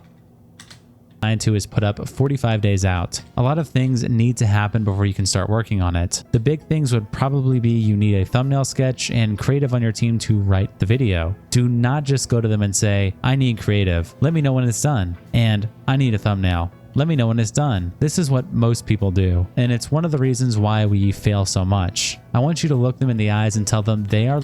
It's so interesting to read this. It's actually so interesting because it's like he's switching back and forth. It's like highly creative, highly intelligent, like he goes from psychopath speak, like corporate, dying, in old industry, old money, like boomer business, where everyone's like wearing suits. Oh yes, very serious business. He goes from like that, the stupidity of these old industries, and then he says, oh, but we're going to innovate, and we're going to take ideas from the people like me, like Afraz, and all the other people that actually care about this stuff, that we're going to take their wisdom and implement it in our own thing. And it's so rare to see someone who is like that dedicated, that they're willing to go through all the inauthentic stuff, but then integrate the stuff that's valuable from the authentic side of the new wave of things into that kind of system. Crazy to see like someone taking advantage of both sides like that. The bottleneck and take it a step farther and explain why they are the bottleneck so you both are on the same page. Tyler, you are my bottleneck. I have 45 days to make this video happen, and I cannot begin to work on it until I know what the contents of the video is. I need you to confirm you understand this is important, and we need to set a date on when the creative will be done. Now this person, whom also has tons of shit going on, is aware of how important this discussion is, and you guys can prio it accordingly. Now let's say Tyler and you agree it will be done in 5 days. You don't get to set a reminder for 5 days and not talk to him for 5 days. This is all really good advice. Every single day, you must check in on Tyler and make sure he is still on track to hit the target date. I want less excuses in this company. Take ownership and don't give your project a chance to fail. Dumping your bottleneck on someone and then just walking away until it's done is lazy, and it gives room for error. And I think he's misusing the word bottleneck a little bit. want you to have a mindset that God himself couldn't stop you from making this video on time. Check in daily. Leave no room for error. That's psychopathic. For this next part, I just want to... For everyone that's on my team, they say you learn from making mistakes, right? Go make a bunch of mistakes. Brain dump about random things and explain why we do / say certain things. If you understand all of this, then you'll be in a good spot. Like, seriously, these are cheat codes and you should take them to heart. Video everything. Exactly. So everyone on my team, we don't cheat. We don't take shortcuts. We don't take the advantages. We don't want the unfair advantage. There's that business book, The Unfair Advantage. It's like, no. That's what we criticize other people for when they have. Why would we want to be that? How little peace do we have in our lives that we say, oh, that person is bad, but what do I want in life? To be exactly like them. Find people that you respect and you go, I respect that. I want to be like that instead. And it's crazy that they can win. That's why I'm so confident I'm going to be successful. I have to, because I have to win. I have to show people like, hey, you can find people that actually enjoy life and have not sold their soul and actually love what they do, and they can win. And you can learn from them and you can be like them. So these are cheat codes. So ignore all them, because we don't cheat. Really want us to see producing as a team job, not a solo thing, which is why it's important you video everything critical and also anything you think people would ask about. Let's say you go to scout a set for a video in a month while the rest of your team is working on this week's video. Most people just go to scout the set, maybe grab a photo and walk around and try to grab a good mental model of it. Then a week later when you're back, this video is now Tyler's main focus and he starts asking questions about the set, and you can't quite recall. The questions get more and more detailed, and all you have to go off of is what's in your mind. The rest of your production team also needs to start planning bits, but they don't know what it looks like, and it's This sounds like a lesson he learned from personal experience. a shit show. This is why we say, I guess a lot of this would be, but I'm picturing in my mind literally this exactly happening. video everything. Which is more important? That one person has a good mental grip of something, or that their entire team of 10 people have a good mental grip of something? Obviously, the team. And the easiest way to bring your team up to the same page is to freaking video everything and store it where they can constantly reference it. A lot of problems can be... Right, that's also why I'm making this video and why I'm not gonna give you a document. solved if we just video sets and ask for videos when ordering things, especially because I personally am a visual guy and I always ask to see what things look like. So even for me, videos are valuable. Video everything. Right. And there's no such thing as visual guys or audio guys. We all sort of learn the same way. If you're invested in what you're doing, if you actually care about what you're doing, you'll learn it. Say the negatives. Title says it all. Don't just tell people on your team or me why something is good. It's infinitely more valuable to tell us why it's not good. I found the castle we need for the video, but it's booked all year, over budget, and someone died in it last week. I agree with this. We should also do this.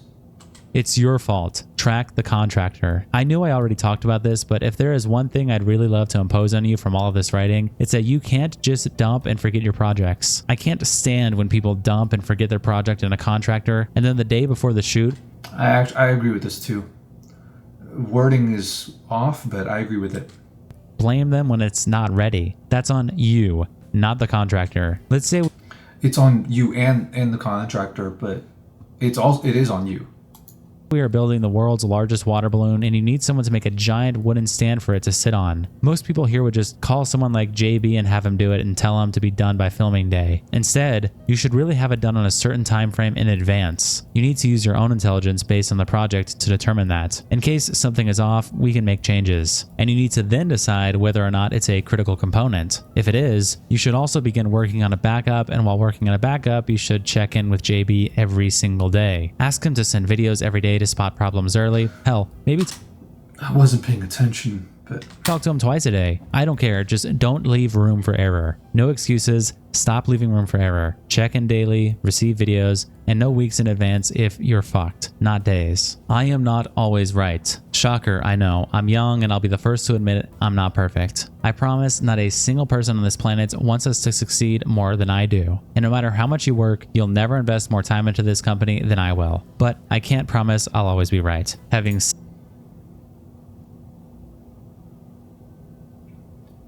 I have way too much to say about this. I'm not even going to say anything.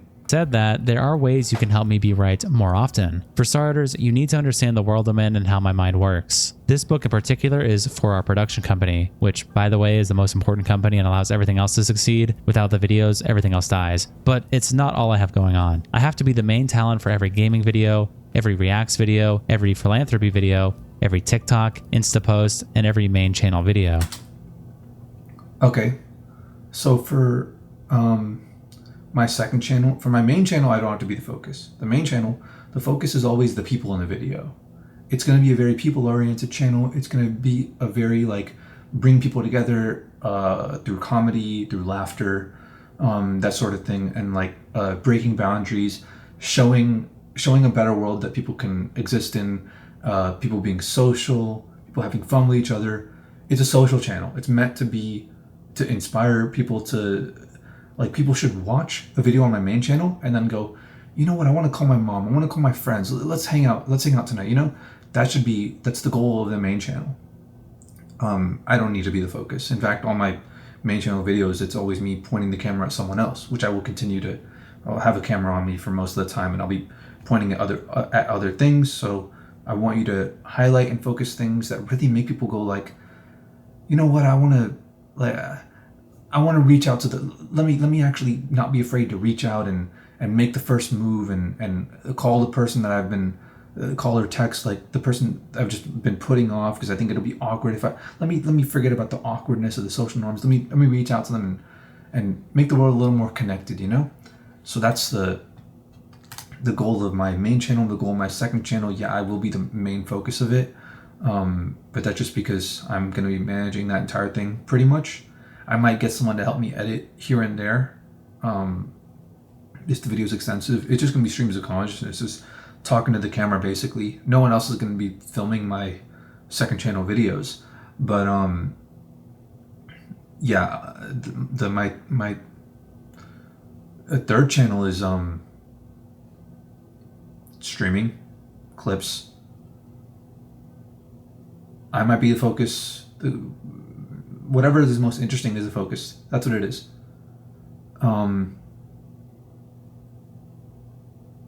Yeah, whatever's most entertaining. Whatever you want to be the focus. Your artistic endeavors or projects. You want to go do this and that. Take the stream camera. Take whatever and we'll run it, If we'll run it, I'll help you with it. I'll get the team to help you with it. And just doing cool projects. And then, of course, if it's a very personal project, you want to direct it, Don't put it up on my channel, bro. Put it up on yours. And I can obviously promote it. And then my fourth channel, my last channel, Stream Archives, no one is the focus of that. It's just Stream Archives. It's probably what you're watching this on right now. Which is basically 3 full-time jobs all by itself. Little things like sending videos to people for birthdays, attending events, networking, etc. all add up because I'm the face of the channel. That's really stressful and very impressive, actually, but really stressful. I'm not going to be the face, like, I think I will be, just because I'm, like, super dedicated, but I don't need to be the face for most of it. On top of being the main talent, in fact, I think after a certain point, I want to stream with my webcam off most of the time, because I don't want my face to be completely associated with my content, because I don't mind people seeing me in public and things like that, and oh, hey, what's up? Hang out with me or whatever. I don't mind any of that. I like that kind of thing. But I also want to, like, live, you know. I don't want to get jumped in Norway like Speed. I have to work with each channel to make sure the creatives are always evolving and not getting stale, and in general be a visionary for them. Basically running 4 channels at a higher level better than anyone else in the world can run one. By better, he obviously means by getting more views, but what we mean by better is, like, genuinely better. We're not going to skip over the explanation and go, obviously you should know what that, no. We're going to discuss that and talk about it and go deep into it and have fun with that kind of thing, you know? Constantly like thinking about our goals, because it excites us. And if it doesn't excite you, then damn, bro, we got 2 different kinds of goals, and we shouldn't be working together. But you guys are the visionaries. I'm gonna be a visionary too. Don't get it messed up. I'm gonna be a visionary. But consider this an opportunity for you guys to allow your vision to be on screen. And if my content style gives you the opportunity to make that happen, then let's make it happen. If my content style is too different and it won't fit on my channel, usually I won't be able to make it happen, but sometimes I can find a way to fund your things, and I'll figure out a way to make it profitable for me somehow.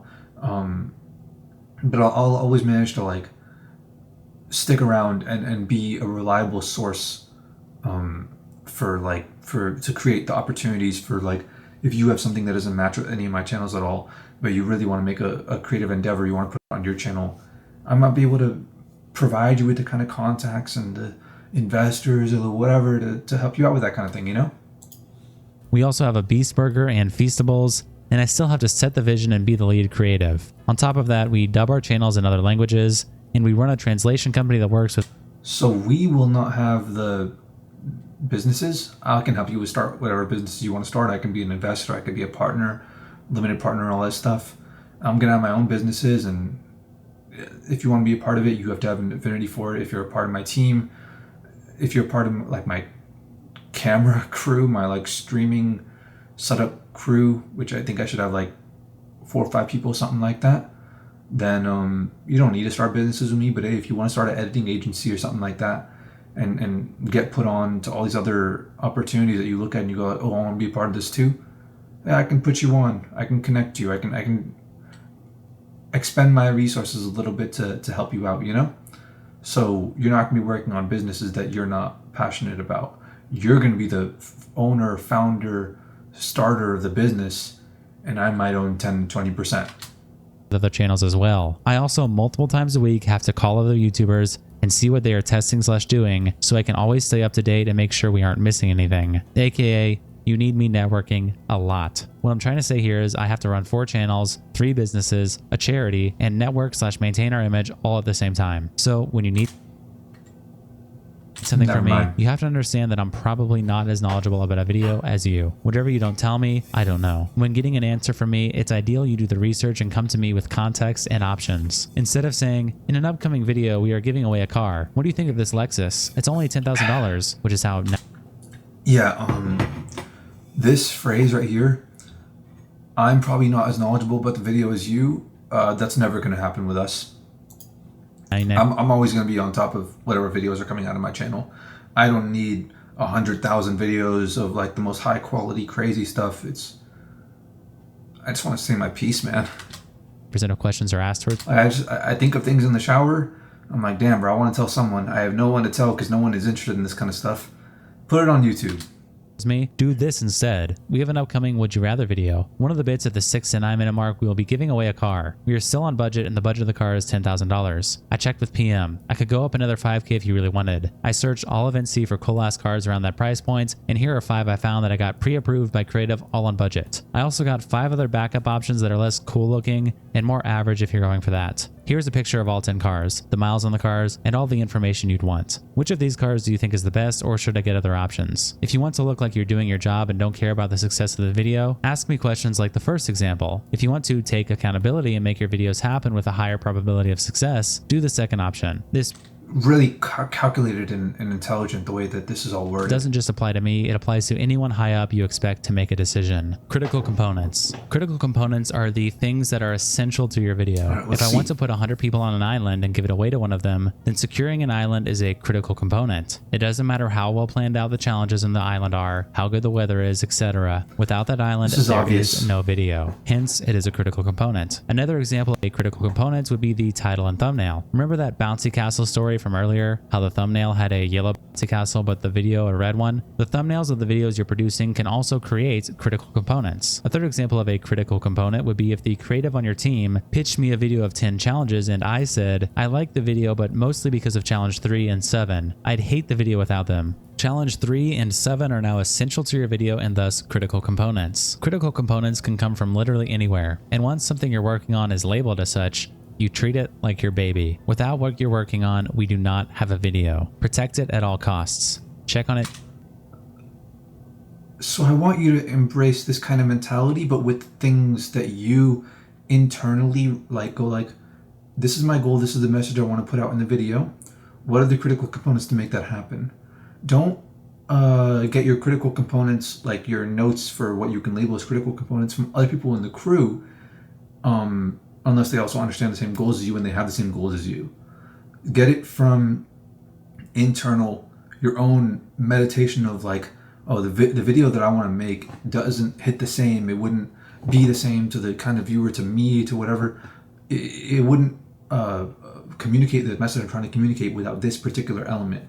So it's just common sense, but like, yeah, prioritize that stuff, but it's common sense. 10 times a day, obsess over it, make a backup. If it requires shipping, pay someone to pick it up and drive it. Don't trust standard shipping, and speak up the second anything I agree with that. goes wrong. The literal second. Never coin flip a critical component. That means you're coin flipping the entire video, aka $1 million+. And always bring in me or James earlier rather than later. Communication lines. It's very important as a company we maintain proper communication lines. Right. We're all going to be using Discord until somebody makes a better alternative to Discord, because they don't allow for like better Discord plugins and Ventcord plugins. It's against their terms of service, so they just have a stupid platform, and it's obviously not private and secure, and you can't really delete your data, and it's honestly borderline illegal what they do, the way they store your data even after you delete your accounts. But aside from all that, unless someone makes an alternative to Discord that actually like looks good and has a dark mode by default, we're going to use Discord for the meantime. Onset and offset. There is always someone responsible for everything in the video, and if multiple people are responsible for the same thing, then that's a problem and needs to be fixed immediately. Ideally, when communicating across departments, you go up and then over. If you skip and just go below, you must then call and let the people in charge know. Let's say you're a production coordinator and you call a writer and tell him you need some bits about a sandwich being cooked with lava. Seems harmless, except now Tyler, head of creative, has no idea what his writer is working on, and worse, doesn't know that's an option when he directs the video. Will, head of production, also has no idea this has been set into motion, and when planning and tracking the progress of the video, doesn't know how to account for this. Will later finds out about it and assumes Tyler approved the bit and starts planning on how to make lava. The fact that you have to specify all this stuff is crazy. I'm going to start skipping through. Because like we will never reach the point where the company is so big where people are like have to worry about, oh, missing information from something. It's like, no, we'll all be on the same page. we'll be talking about it, not because we have to, not to make the money, but because we want to, because we'll be chilling at the hotel by the pool, the hammocks, on the palm trees, drinking out of a coconut, and be like, hey, we should have this in the video, and like be enjoying our lives, you know? That's what it'll be. And then waste 3 days making so yeah, no, we'll all know about everything that's going on in all the videos that we're making, and it'll just happen naturally, because everyone on my team, I expect you to like have a love for making it. Until Tyler catches wind, and then Tyler asks her, I'm gonna start skipping. Days of bullshit would have been saved. Work. Creativity saves money. I don't think it comes as a surprise when I say we don't have unlimited money here. We can't have every video constantly going over budget because the money has to come from somewhere. But you're in a tough spot because I constantly want better and better videos. A lot of people who work here have definitely thought before, if Jimmy wants us to be on budget, why does he keep asking us to do so many expensive things? Or, I know Jimmy won't like this, so I need to spend more money. People always assume money is the answer, and if we just spend more money, we can give Jimmy what he wants, which is wrong. Creativity is the answer. Here's an example. That's a good answer, and you know what? I think he's being honest about it. I think it's like completely his honest thoughts, which is good. I'm glad we push him in that direction as a community. And yeah, if you can convince Jimmy like, hey, this is a good creative idea we should have in a video, you could sell anything to him. You could literally go like, hey, let's buy this thing for $250,000. It'll be cool for the video. It'll be a creative idea for the video. And you could sell it. He likes it. Yeah, dude, skim a little bit off the top for yourself. Use all the time with our gaming team. They love to give away money every video. If I was on Jimmy's team, I would do it. Because I'm like, I have my own goals. I have my own things I want to do. I'm not trying to work on YouTube videos so I can earn money. I'm trying to earn money so I can work on YouTube videos. So let me make my money from Jimmy, who doesn't deserve to be a YouTuber because he's taking spots from other people that actually care more about it than he does. Like in terms of making good content, in terms of giving people like an actual like better content experience and not just draining their attention for money. He's taking that spot, so let me drain some of his money. I see no moral qualms with that, and let me go spend that on making better videos for myself. But which sounds cooler to you as the prize for a gaming video? $20,000 or a year's supply of Doritos? To me, the Doritos is so much funnier, and I think our audience would find it fucking hilarious. So let's say we define a year's supply of Doritos by 5 packs of Doritos a day for 365 days. That's 1,825 packs of Doritos, and a quick Google search shows you can buy packs of Doritos for less than $1, but we can round up and just say $1 per pack of Doritos. Our prize money of the video just went from $20,000 down to $1,825. Because we didn't just throw money at the problem, we used creativity. This applies to everything every single one of you do, whether it be finding a crane for a video, deciding prizes, picking locations, finding critical components, or doing the most minuscule thing. Use creativity to save money, because every dollar we save allows me to give you guys more stability and hire more people to make your life easier. If you want to succeed here, and no one will ever have a 100% success rate when it comes to filming our videos on time and on budget. This is a good idea as well. Always have backup plans, backup this, backup that. Like just in general, use some backup storage solution to back up your storage drives. Have backup plans for like food and water and you know, have a backup battery bank for your phone and that sort of thing. Just have backups in general. Be safe about things. It's impossible. I'm gonna have a backup phone. I'm gonna have a second phone. Things like that. Possible, but you can still do certain things to increase the probability of success. And one of the easiest but most overlooked is having a backup day. When you're spending hundreds of thousands of dollars securing a set, I don't think a backup day is necessary unless you personally think it's necessary for you. I don't.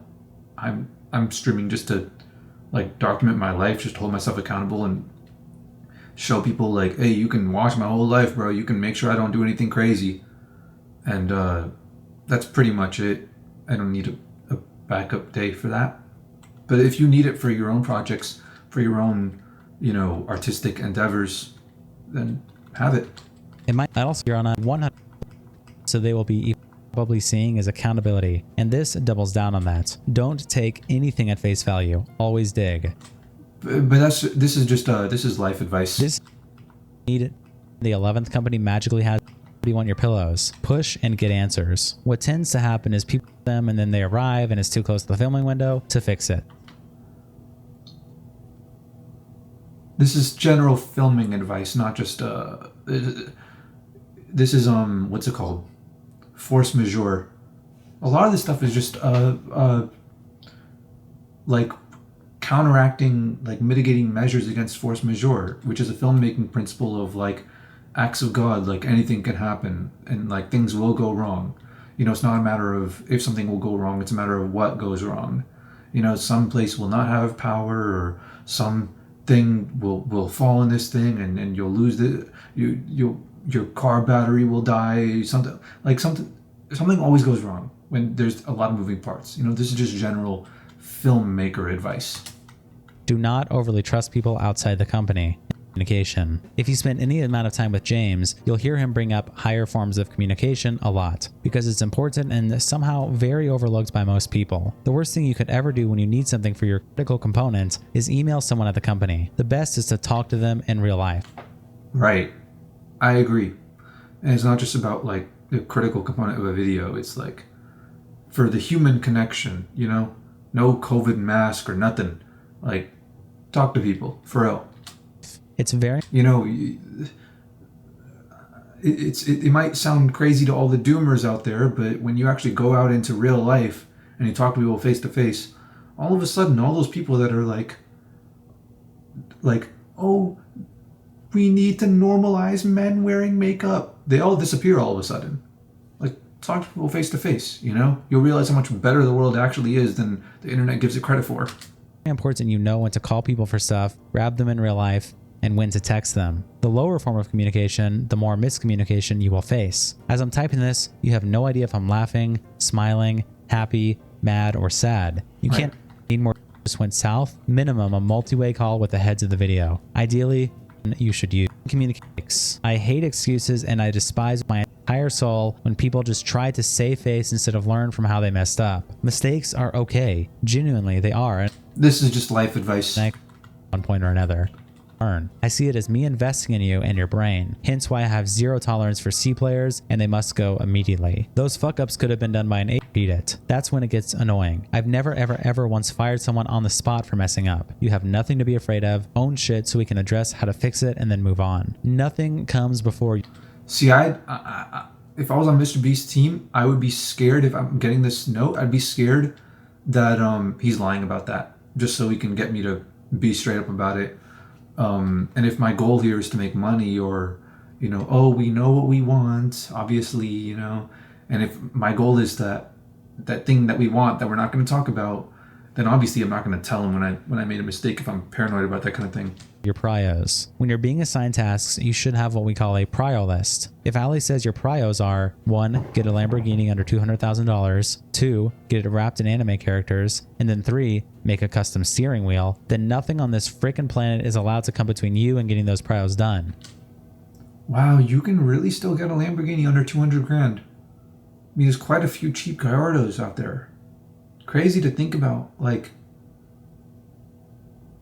really doesn't take much to have a Lamborghini, you know? I mean, in the grand scheme of like YouTube videos and all that stuff, all these people are like, oh, Lamborghini, oh my god, he's destroying a Lamborghini. It's like, bro, you know how many YouTubers can afford to buy a Lamborghini like every month?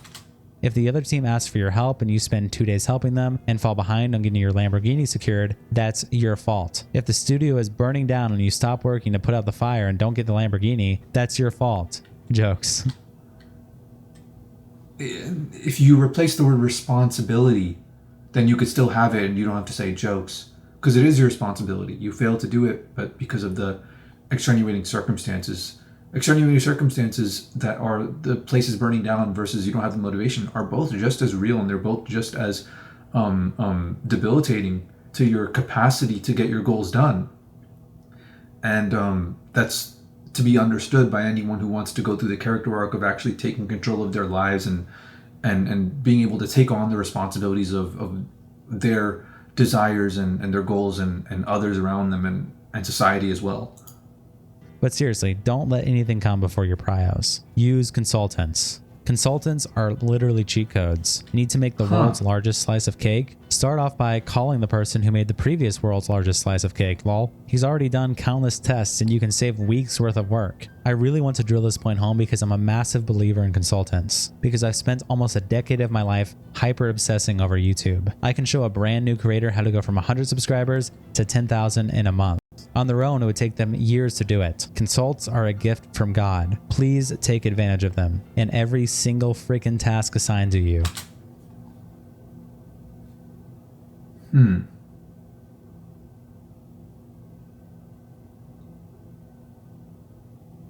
gonna have to write that note down for myself.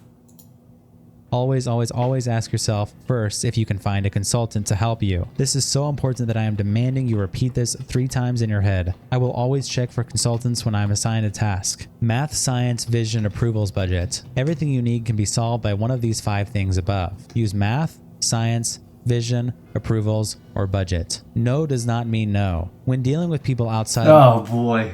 This was it, man. This was it. This was the part of the document that everyone was talking about. Man. I don't think it's going to sound as bad as people made it out to be. But it's... You notice these things afterwards. It's like how... when in the movie The Incredibles, when Dash puts the thumbtack on his teacher's chair, right? Because he's guilty of it, you notice all the little things. You notice his mom going like, yeah, you definitely did this. Like, he got you on camera and you did it. You notice Dash having a little like smug look on his face. You notice all these things, right? That the teacher also notices, and he's totally right about. But the other people don't notice because they don't believe it, So like when you notice these things, when you're like, yeah, MrBeast was not a big fan of consent after all, then these things look bad. But I'm sure before the allegations, if this kind of document came out, everyone would be like, totally reasonable, It's just words. It's just a phrase to get the essence of an idea through someone's head. It doesn't actually mean no means no in the kind of context that people might like to say that it means. MrBeast Productions, never take a no at face value. If we need a store to buy everything inside of and you call it local Dollar Tree and the person that answers says, no, you can't film here, that literally doesn't mean shit. Talk to other employees and see if any are fans. No, it means something. It means something. And that needs to be explained to the normies. But this is totally fine for explaining to people that are in the world of film. Because they know deep down, like, okay, it means like you're gonna get screwed over if you film there, but it means you don't give up. It means you try to find a way around it. It's the same deal as like in real estate. Just because a property's not on market doesn't mean it isn't for sale. Everything is for sale. Or if any have kids that are fans, try talking to their boss's boss, have me DM them on Twitter, and try their social team, etc. If after all avenues are exhausted and you're left with a no, that doesn't mean don't try the other Dollar Trees, because the manager of those could be huge fans and willing. Right, exactly. So it does mean no at that point. So it's not like this is nothing crazy. This is totally reasonable. Poor wording, but yeah, very reasonable advice to give in the world of film. To bend the rules. Basically what I'm trying to convey is what we call pushing through no. Don't just stop because one person told you no. Stop terrible when wording. All conceivable options are exhausted. This is one of many terrible wording tools that, when combined, dramatically improve your probability of success when producing here. Work on multiple videos every day. Is this the most replayed? Not come in and only work on one video during a work day. That's how you fall behind and okay.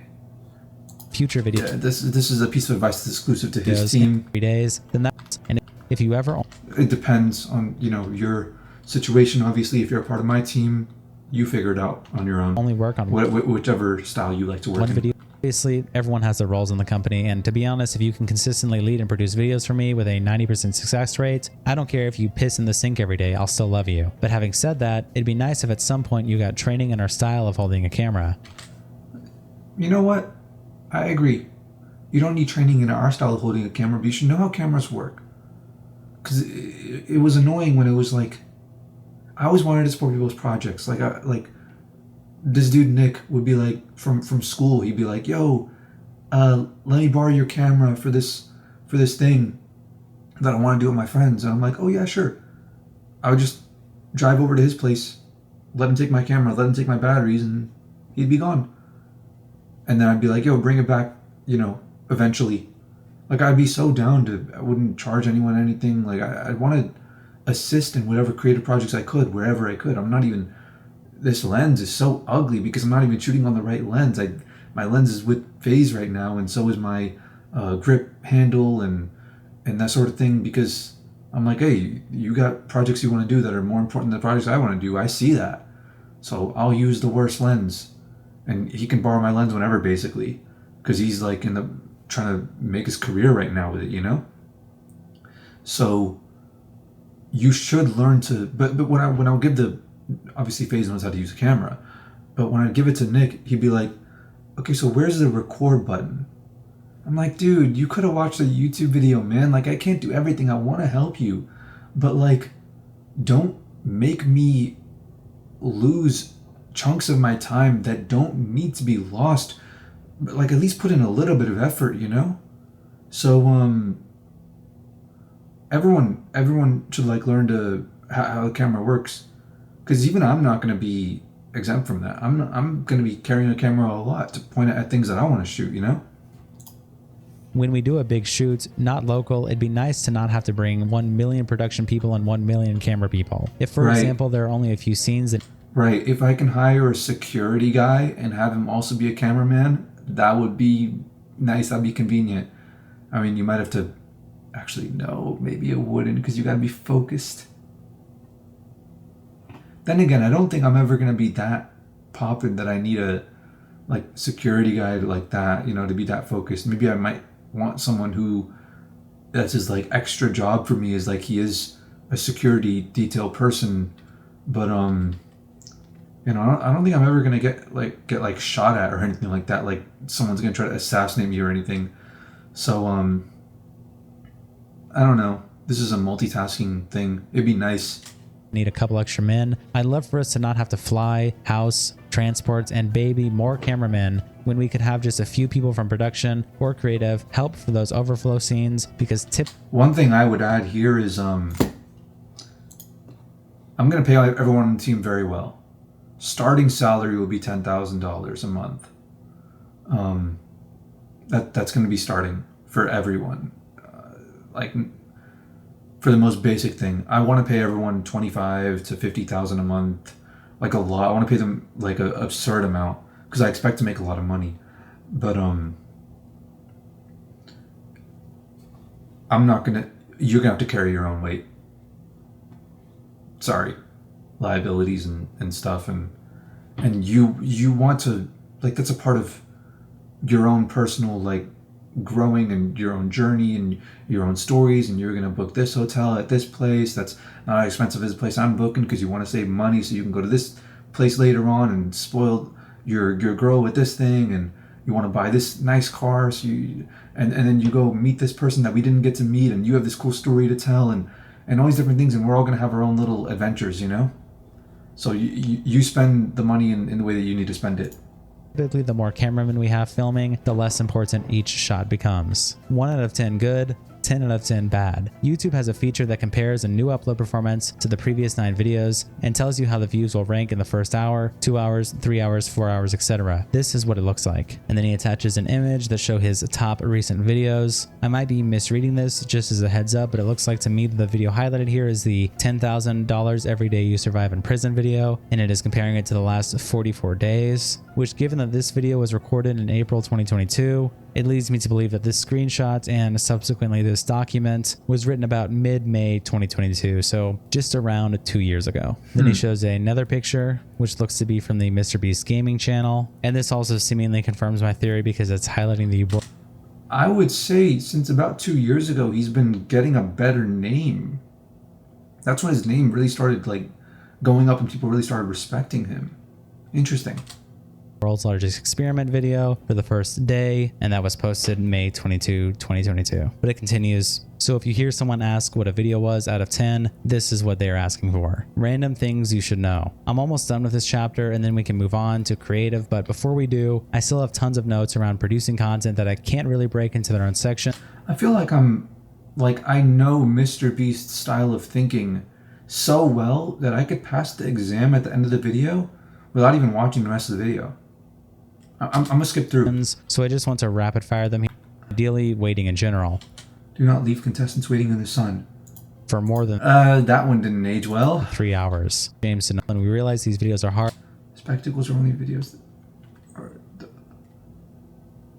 that only MrBeast's channel can do. Not every video. But that's right. We're gonna do the opposite of that. We're gonna make sure we show crazy cool things, and we're gonna be like, hey, but everyone can do it. That's the point. I hate having tons of people on set. Right. I hate having tons of people on set too, but that's just because I'm not a super social person, and I don't want to really hang out with like more than like 7 people at a time ish. You know, I don't mind hanging out with more, but it's like it becomes a sort of hive mind thing, like listening to music with everyone and all this stuff. It's like everyone sort of going along with everyone, saying it's very hard to have intimate conversations where everyone can chime in when there's like 15 people, you know? It's more of a party at that point. I never really enjoyed parties, to be honest. If someone is necessary, then the contestants or do anything to make them do not talk down to talent. feel Obviously, like shit. Obviously, like, don't talk down to talent not because it doesn't work, which it doesn't. Don't talk down to talent because be humble enough to realize that we all got lucky in our opportunity to do this anyways, you know? To be Chris, Carl, like simple. The simpler, the better. It's nice, lol. I want money. Wait. Assault. We pivot a lot. A lot. Be ready to have everything flip over $10,000 on something. And it won't be shown on camera. Seriously. I don't care about the money spent in the video and things like that. Create great arts. Think about it. Work with intensity. Push outwards, not inwards. Pull all-nighters weeks before the shoot so you don't have to days before the shoot. Pull all-nighters weeks before the shoot because all-nighters are fun and it's cool dad lore to give to your kids in the future. Shoot. If something goes wrong on shoot, always check to see if it can be made into content. I agree with that a lot. I agree with that. Things will always go wrong, and let's get it on camera. If I die, I want Pogs in the chat running up the screen, dude. That's what I want. A tree fell over on your car and it breaks the 100 vases we needed to give away. That's fucking hilarious and we should mention it in the video, lol. Feasibility is working to see if the critical I do agree with that. It is hilarious. And MrBeast has a little bit of a soul, man. He can't be all bad if he thinks that way. Or maybe he's just doing it because he knows that people like us think it's funny. People who actually have a soul think it's funny and will actually watch it because of that. And he's just very calculated about it. Hard to say. Components of a video are actually feasible. Possible. Example would be if I wanted to play hide and seek in the world's largest building. If you did feasibility on this, that basically means you're trying to see if it's... You know, the Feastables chocolate is actually really good. The peanut butter one especially. It's actually good. Of course, it's not healthy anymore. And the video saying that it's healthy are still up. He didn't cut those parts out of the video. Like how we cut out so many other parts of the video, but of all his previous videos and even privated some of them. But yeah, no, it tastes really good now, but it was healthier before. And it did taste pretty good before too, but...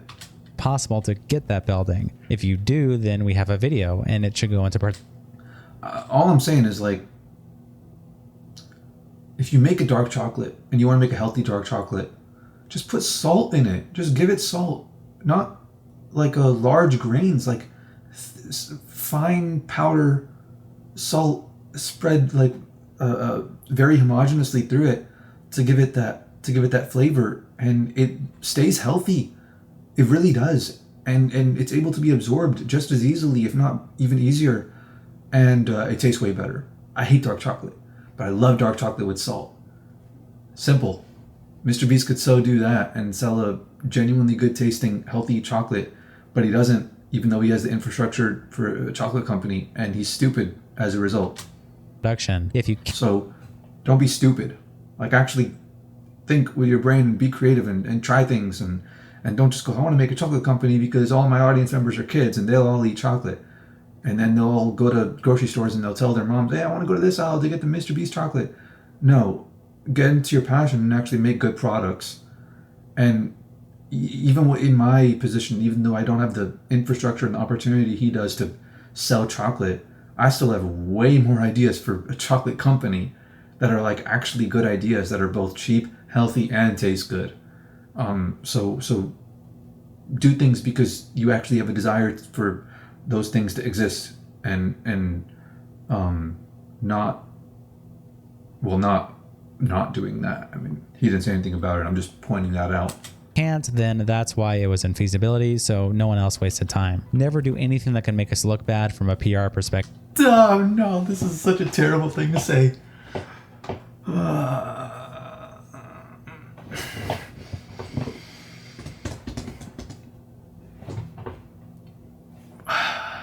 Fuck PR training and all that stuff. PR, HR. I mean, that's the steps to making a company corrupt. That's what it takes. Shit, Chris should have read that. We often do renderings of sets to see what they look like beforehand, which is amazing and helps a lot because I'm very visual and gets the whole team on the same page. When doing these renders though, I want to make sure you know the difference between a previs and a concept. Please do not refer to a render as a previs, unless that is actually what we plan on building. If it's just a render for inspiration and is not building locked, call it a concept. This will greatly help. This is just filmmaking advice for people that don't know the vocabulary. With confusion, in my opinion. What's Number 3, creative. We are a creative first production company because when creative leads the vision of the shoot, the product is always better. So I think it's important you all understand creative. It is what drives. That's crazy the way that he talks. It's just like subtle little things. It's like, if I was writing this, I'd be like, I agree, creative should always lead. We are a creative first company because when creative leads the vision of the shoot, the product is always better.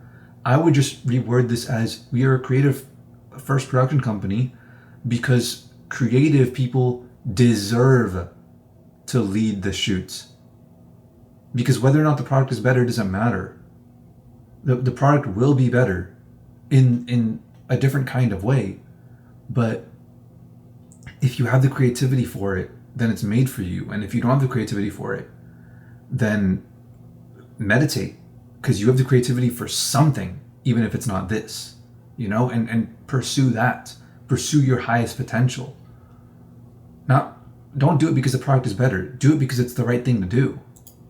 Everything we do, and it is the heart of our content. Being creative and understanding what makes good content is like cheat codes when in production, camera, and obviously editing. Let's take production for example. Let's say you're tasked with finding us a castle to live in for 50 hours, and while doing research you find a castle and a number to call for the owner. So you do call, and he answers. Only problem is he says he quit the castle renting business to pursue his dream of building a 100-foot tall Lego catapult. You can obviously tell where I'm going with this. Ideally you'd recognize that's badass as fuck and try to convince him to let us use it when we do find a castle. This is a bad example because it's so obvious, but if you're doing your job right, you will be doing an absurd amount of calls and data collecting. While trying to complete your prios and prepare for the video, you should always be on the lookout for new. This is good advice, but you shouldn't do it because it will get the video more views. You should do it because it's fun. Things you can bring to your creative team to inspire them, because just like me, they don't know what they don't know, and you can't just say, I'm in production and I'm not very creative, because that's literally the equivalent of saying I suck at what I do. You also need to apply this same mindset when problem solving, because many people lose sight if your new plan is what's best. Let's start skimming through. Excite me. The goal of our content is to excite me. Oh. That may sound weird. Well, what excites him though? You, especially if you're new, but to me it's what's most important. If I'm not excited to get in front of that camera and film the video, it's just simply not going to happen. I'm not fake and I will be authentic. No, he learned the value of having some authenticity from the other YouTubers that came before him, but he's willing to be fake and authentic in a different kind of way, because nobody authentic goes, what's up guys, welcome to the YouTube video. Today we're going to be doing... No. they just live their life. That's partly why the channel does so well. Yeah, so he's choosing to be authentic because it does well. So he wants to put on that persona. So he's not being super inauthentic like the traditional Hollywood people, but he is being inauthentic where it's allowed and where it's beneficial. And the more places where it becomes beneficial, the more he will do it. And as time goes on, it becomes more and more beneficial, more and more inauthentic, because the system of YouTube gets more and more corrupt. And we want to do what we can to counteract that and change that and show people it is an option to truly like do whatever you want to do in life and not need to please anybody else and for you to still succeed. And if I'm not excited by the video, we're fucked. Luckily, I'd say I'm a pretty predictable guy, at least in this regard. What excites me is what I believe will make the audience happy. I think I'm a pretty predictable guy too. That's what it always has been and always will be. I'm willing to count to 100,000, bury myself alive, or walk a marathon in the world's largest pair of shoes if I must. I just want to do what makes me happy and ultimately the viewers happy. And happy is a very misleading word. Feel a kick of dopamine that keeps me addicted. Yeah, sure. That might be the right word for it, right phrase for it, but you can use the word happy if you want. This channel is my baby, and I've given up my life for it. I'm so emotionally connected to it that it's sad, lol. But this is the one thing I will never compromise on. I have zero issues throwing away a multi-million-dollar video if I don't think it's up to my standards and is good for the audience. We must always be improving and innovating. The camera angles need to always get better. The pacing, the story, the jokes, the color, the lighting, the music, the props, the people. I feel like his camera angles have been getting worse. I feel like the camera guy's always so unconfident. He's always, the person in the obstacle course is being blocked by like Jimmy, and the guy's not moving out of the way, and like I feel like the camera angles have just been getting worse in general overall. But I mean, that's expected when you have such heavy cameras. People are framing our ideas. Literally everything must always be improving and innovating, because that is what excites me. That's literally what I live for. To see these videos get better and better and ultimately make the viewers happy. So it's misleading words, but I think he's telling the truth. It is what he lives for, but the words being misleading, which is he loves the money and the revenue and the views and the numbers and the subscriber count, and just looking at the big number go up is just, it does it for him. He becomes a zombie brain, lizard brain, the same way as viewers become lizard brain when they watch his videos, So, but I believe that he's telling the truth. He understands that is truly what he wants. What makes good content? This is where things get subjective, and my brain is probably going to turn into mush. Mine doesn't, because I'm not gonna lie to myself. This is just as clear to me as everything else I've said. This is mush to him because someone like me can call into question and go like, hey, just because someone's addicted to your content and they're gonna watch your videos because it's clickbait doesn't make it good. So he has to contend with the fact that he has to look good from a PR perspective by going, oh, I made good content, but also without really saying it, he has to tell people, yeah, but good content, like truly good content is not our priority. Successful content, like money-wise, views-wise, is our priority. So, the problem with what I'm writing here is that good content is limitless. Literally anything can. That's a way to word. He has to like be careful about how he words these things, because if he says what's like truly what he truly means, then he'll be called out for it. But make good content. Let's take a baby doll for example. You can see who can throw it the farthest with their left hand out of a group of 5 people. Watching them throw a baby doll with their bad hand and funny sound effects is fucking hilarious. You can also go the opposite route and have 1,000 baby I don't know. It doesn't seem that funny to me. Dolls, and see how many it takes for someone to throw it in a crib 200 feet away. Or you can see how many baby dolls it would take to break a 2x4 in half. The point I'm trying to convey here is that even something as simple as a baby doll has an infinite amount of ways you can turn it into amazing, original, and funny content. None of that seemed all that. I mean, there's just examples. That's one of the secret weapons of MrBeast Productions. We aren't stuck in any old ways of open mind. You know the videos can't be a minute, so you're obviously going to need a story to hold the viewers, and there are rules to storytelling. Our audience is massive. And yeah. There are rules to storytelling, and rules are meant to be broken. So everyone on my team, forget the rules.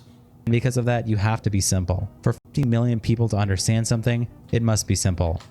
Go for the complex, the deep, right? Because we we're trying to be like goat activities, like Lil Wayne type stuff. You know, Lil Wayne is someone who I really respect because his music wasn't something that appealed to everyone.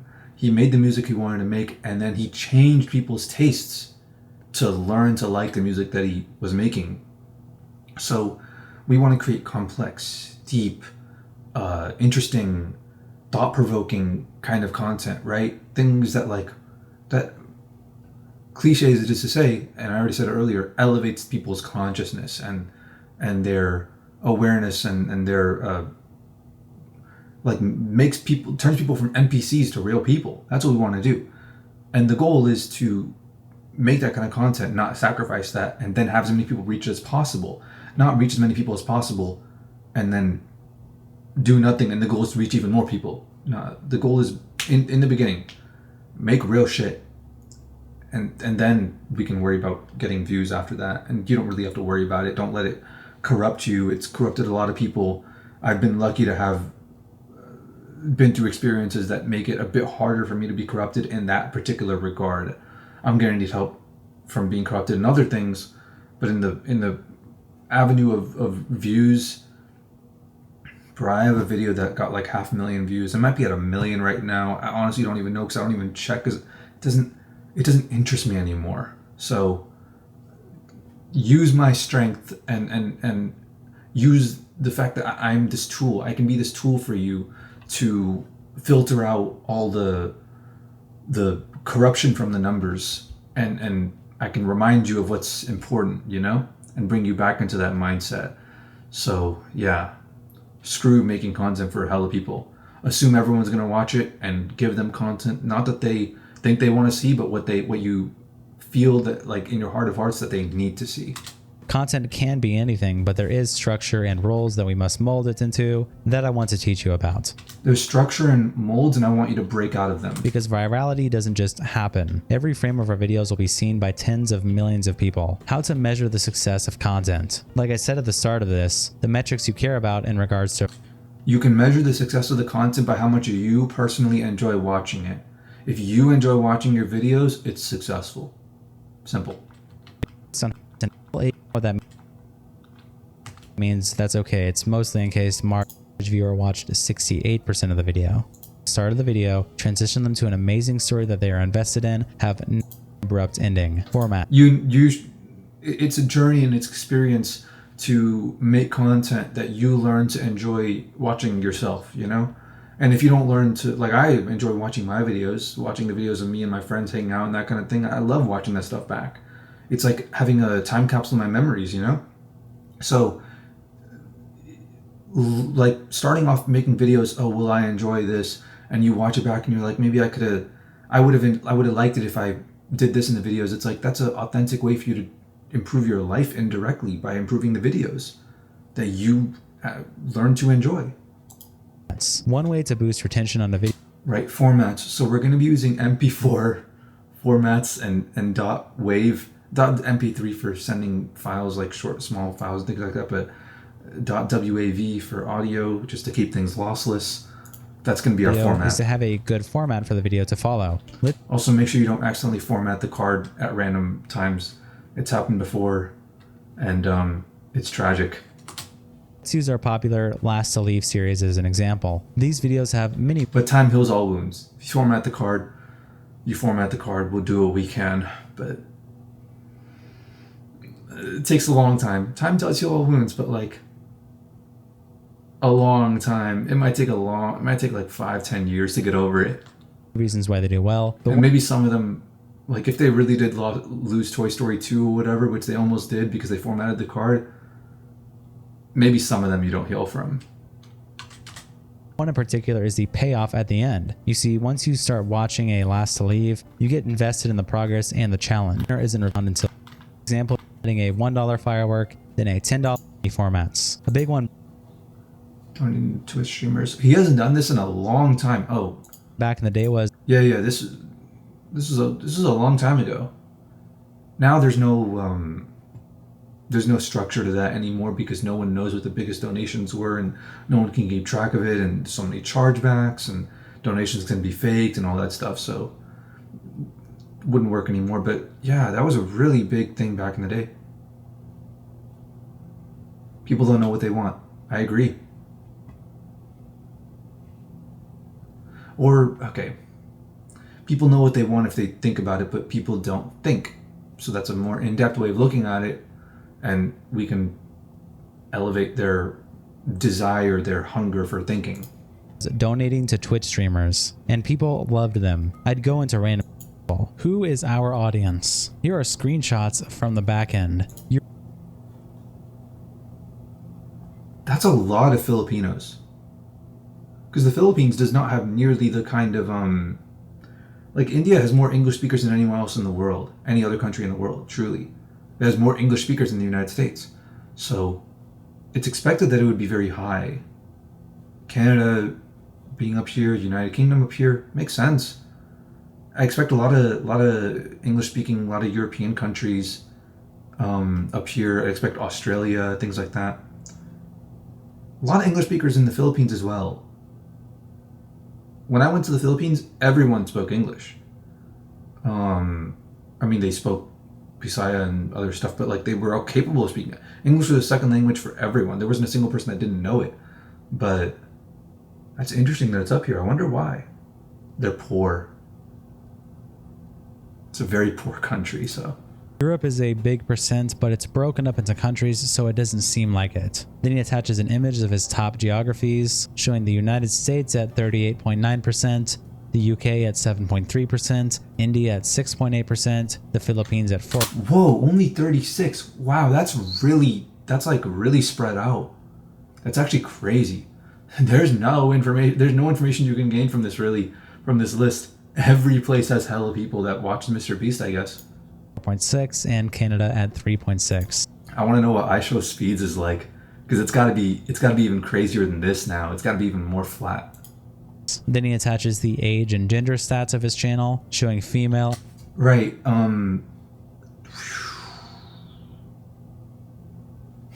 This is all trolls. And of course, these are all people that lied about their age, and then these are all people that lied about their age previously. Like me, I'm 34 in my Google account, because when I made my Google account, I just made myself be 10 years older than I was. So when I made my current Google account, I was 10, so I just made myself 20. So just to make sure, instead of putting my year of birth at 2000, I put my year of birth at 1990. Just 10 years earlier, make everything simple. All my Google accounts have been that way, and they still are, even though I'm older than 18. I'm like 24 now, so I don't have any problems with this. But yeah, it still is like that, just as a habit, just as a way of keeping things simple, everything according to the entire structure of the Google ecosystem, Apple ecosystem, all that stuff. I'm 34 years old, so everyone's lying about their age. At 30, nothing to learn from there. Years old points. Kids watch the videos with their mom, even though our female viewership. That's a crazy thing to say. I never would have considered someone watching a YouTube video with their. I watch some YouTube videos with my mom, but I would never show her a MrBeast video. That's crazy. I don't want to show her brain rot. I'd show her a good video, not a MrBeast video. Is only 30%. That's still. But then again, a lot of moms are really stupid. A lot of moms are just they give their kids iPads as pacifiers. So they'd be like, yeah, you know what? They're watching brain rot content. I mean, the mom would watch brain rot content too, you know? 9-figure views a month from women, and it's worldwide, but not too worldwide. 50+% is still America and Europe. But despite saying that, at its core, if I had to describe it, I'd say the average MrBeast viewer is a teenage memer that likes video games. You should watch her. That's just the whole world, dude. That's everyone. Video games, the biggest industry in the world. Videos. If you're going to be working for the Beast brand, you should be a fan of the Beast brand. A lot of very valuable knowledge comes with watching vast amounts of our videos. I feel silly for having to write this, but all the time I talk to new. And you should feel silly, because why the hell would you have people on your team that you need to tell, hey, you should like my videos if you work on my videos? If you don't like my videos, bro, don't work on them. Simple. people that have at most seen like I'd seen the you hit review that. You'll probably notice that when someone does a brand deal, it's boring and sounds like they're reading a script. Oh, this is stuff where I see people that are neutral, like MrBeast, that get pulled into the direction of wherever the industry tells them this is where they can make the most views. They're not good or bad. They're just products of their environment. This is where I see them and I'm like, man, I have no respect for you, man. You can't be doing this shit. Brand deals are not content, dude.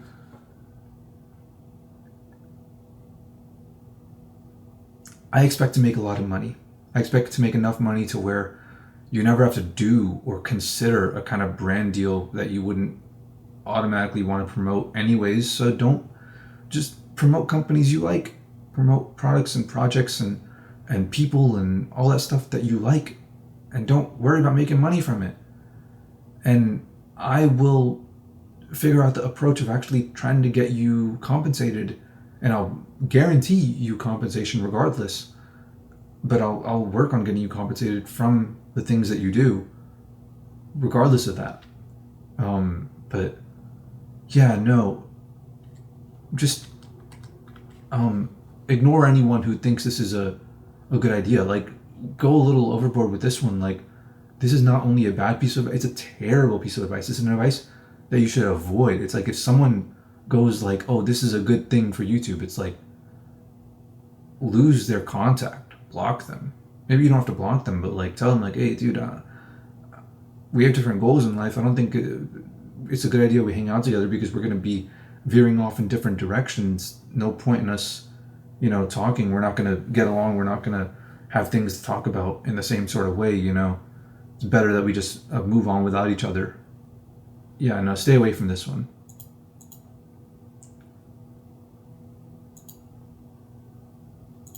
Understand culture. What do you understand culture? Because it's fun.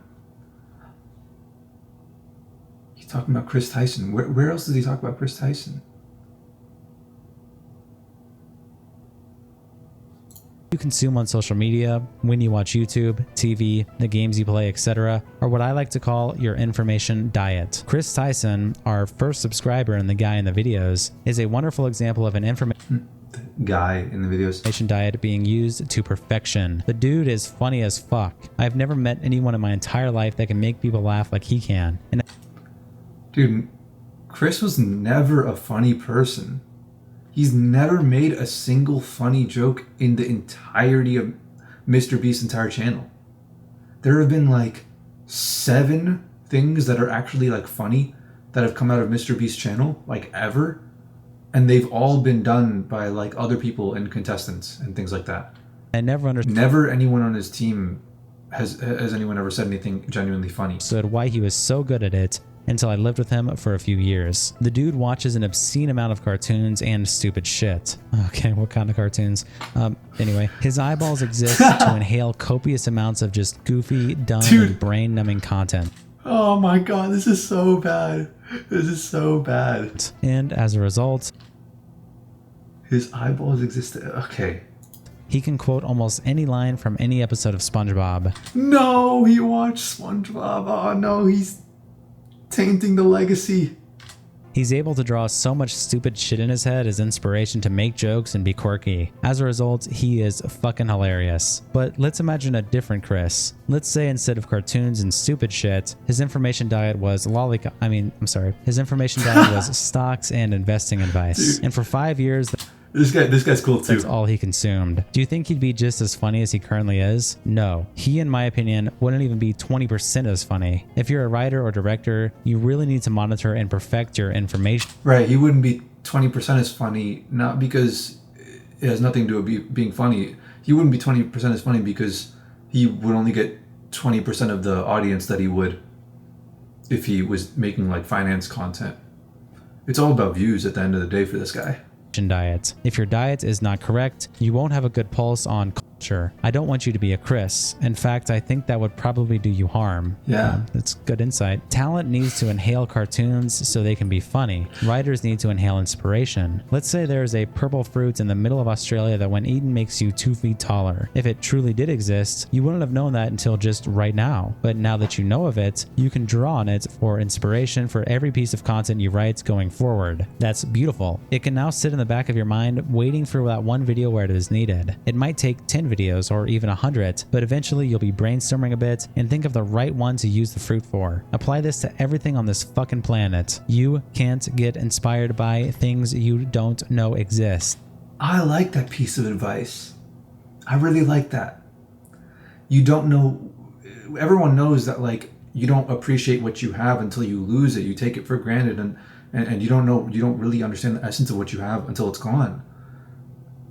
You don't know how great something can be if you never had it either. You don't know what kind of amazing like potential for peace and happiness could exist in a world that you never got the chance to experience or explore, you know? You can't just give up on it. Same sort of thing I tell people, like, hey, most people never get the chance to chase their dreams. And then most people are like, oh, it's just not worth it. Let me give up on it. It's like, nah, dude, it's better than you could ever imagine. It's the dream. It makes life worth living, dude. Like, this is it. This is everything. I can't live without this anymore. I can't live without chasing my dreams anymore. I wouldn't want to. And I don't say that in any sort of negative way. I say it to inspire. And like that should really be people's goals. But I can't force it on anyone or anything. I found so much peace with it that I'm at peace with whatever people choose to do. But I mean, I'm getting there. But like, yeah, you can be inspired by things you didn't know exist. So how do you learn about what's out there in the world? How do you stay up to date on the latest memes? How do you know what's going on with celebrities? Don't worry about this and trending on YouTube. No. How do you know what's going on out there in the world? You create. How do you stay up to date and creative and on top of things? You stay on top of your own mind. You create. You don't consume, you create. And you should consume a little bit. Like, we're human beings. We have both the masculine and the feminine in us. You know, we want to give and take. We need a little bit of energy too. None of us are completely one or the other, you know? We have the capacity and the need for both. Doesn't matter how masculine you are, you still need to feel a little loved, you know? So that the spirit of consumption exists in all of us, and great art has been made. Watch the greatest 100 movies of all time. Watch the greatest 100 TV shows, 100 animes. Play the 100 greatest games of all time. Like, consume the greatest works of art that humanity has to offer. But create more than you consume. What's trending on YouTube, what other creators are doing, what's popping up on TikTok, your information diet. Consume things on a daily basis that help you write better content. It's okay for the boys to be childish. If talent wants to draw it on the whiteboard on the video or do something stupid, let them, assuming they know all the risks and aren't missing context on why it's not safe. People like when we are in our natural element of stupidity. Really do everything you can to empower the boys when filming and help them make content. Help them be idiots. We don't fake things. Make sure to prep contestants and try to create an environment where they feel comfortable talking. If you wrote a banger piece of content but it is a 50-50 chance of working, write another piece of content. Content is unlimited. Don't be lazy. Run your content by as many people as possible for inspiration on how you can make it even better. I want famous people in our videos. Don't ever put me in a situation where I have to lie, because I won't, and it will screw the video. No dull moments in videos. You can't fake intensity in videos. The video ending must... But he does that all the time. He fakes intensity all the time. Today, we're gonna be doing this and this and this. Bro, if it isn't intense with you just talking normally like a normal person, then it isn't intense. Always be abrupt to protect retention. This isn't really a creative thing, but in general, when on set, be attentive and engaged. Filming days are stressful enough. Be useful, please. Chapter 4, your career. If you've made it this...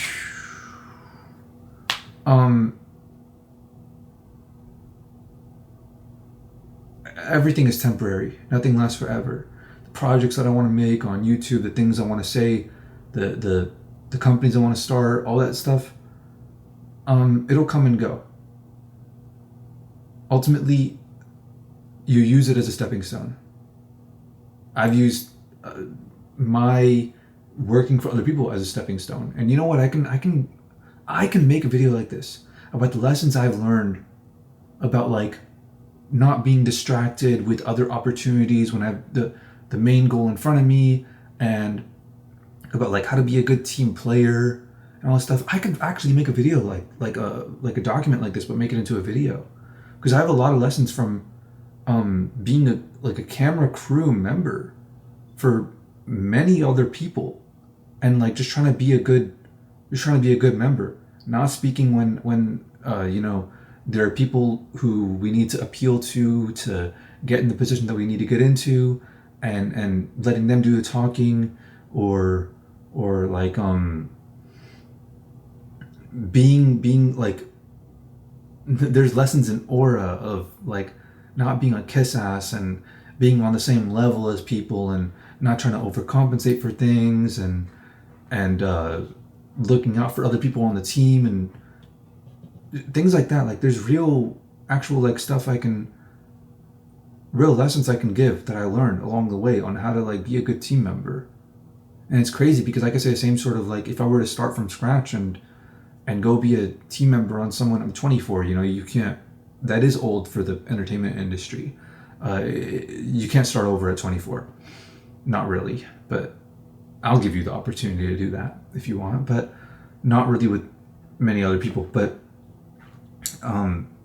if I were to start over with the knowledge I have now, I really could make it to like the highest echelons of like filming, like working for MrBeast type stuff. I could really make it to like the biggest, like being on stage at the biggest concerts and all that stuff in like a year or two, you know? So yeah, I feel the same way in that kind of way. But yeah, in terms of your career, you give up 5-10 years of your life, whatever you're comfortable with going with, and even if it's a year of your life, or if it's 10 days or a week, that's all you want to give up. Just make it clear and be straight. And the time that you're with me, I'm going to make sure I give you the adventure of a lifetime, you know? But eventually it's like, settle down, make your money, have kids, take your kids on their adventures, let your kids play with my kids. That's ultimately what I want at the end of the day. I just want a cul-de-sac where me and all my friends and all the people I went on adventures with and all the people I got stories with, we can all have dad and uncle lore for all of our kids that all hang out with each other in the driveway and play basketball and ride bikes together and stuff like that. That's all ultimately what I want at the end of the day. So make that happen for yourselves too. Far, you are probably at least semi-interested in this being your career. So I wanted to chat about it, because if you're ambitious... Semi-ambitious. No, you got to be passionate, deeply passionate. Otherwise, chase what you are passionate for. Chase your calling, chase your dreams, and the money will chase you. Sometimes it's becoming a corrupt system, and the money's not chasing people that chase their dreams. But I'm hoping to change that, not just for the industries that I'm in, but for other industries as well. And want to dedicate your life to work, you pick the best company in America to do it at. I really don't care to hoard a bunch of money, and I deeply believe in rewarding the people that help this business get where it needs to be. But before I get into that, let's talk about the future. As I read this, we have 2 teams that will grow to 4 in the next year, and possibly 8 in the next 2 years, but I can't talk about that because James will kill me. We need more leaders in the company. We need hardworking, obsessive, coachable, intelligent grinders that can step up and take some of the leadership spots over the next 2 years. Every single department has an opportunity for you to grow in, and you're in luck because we don't do yearly reviews. We do whatever the fuck you want reviews. If you want to become a production manager, tell James your intention and ask him why you suck and how you can become better. I feel like he says fuck a lot in these things because Gary Vee told him to. Seriously, he will give you a list of things that you need to improve to become what you need, and if you actually listen and master those things, we will give you a shot at the role. Only problem is most people think they're better than they really are and don't take seriously when we give them things to improve on, and then wonder why they never... What a stupid, like, resentful thing to say. And move up. This isn't a bureaucratic corporate company. He wrote this part for sure. He did not have people like proofreading over this part. He wrote this. You don't have to do something for 5 years to get a promotion. I hate the word promotion. The more responsibility, risk you help us navigate, the overall bullshit you deal with, the more you make. And if you want more of that, we will gladly help train you to receive it. There is infinite room for you to grow here. This isn't a stepping stone. This is your final destination. No, I'm your stepping stone. Use me to achieve something greater in life, to be a legend, you know?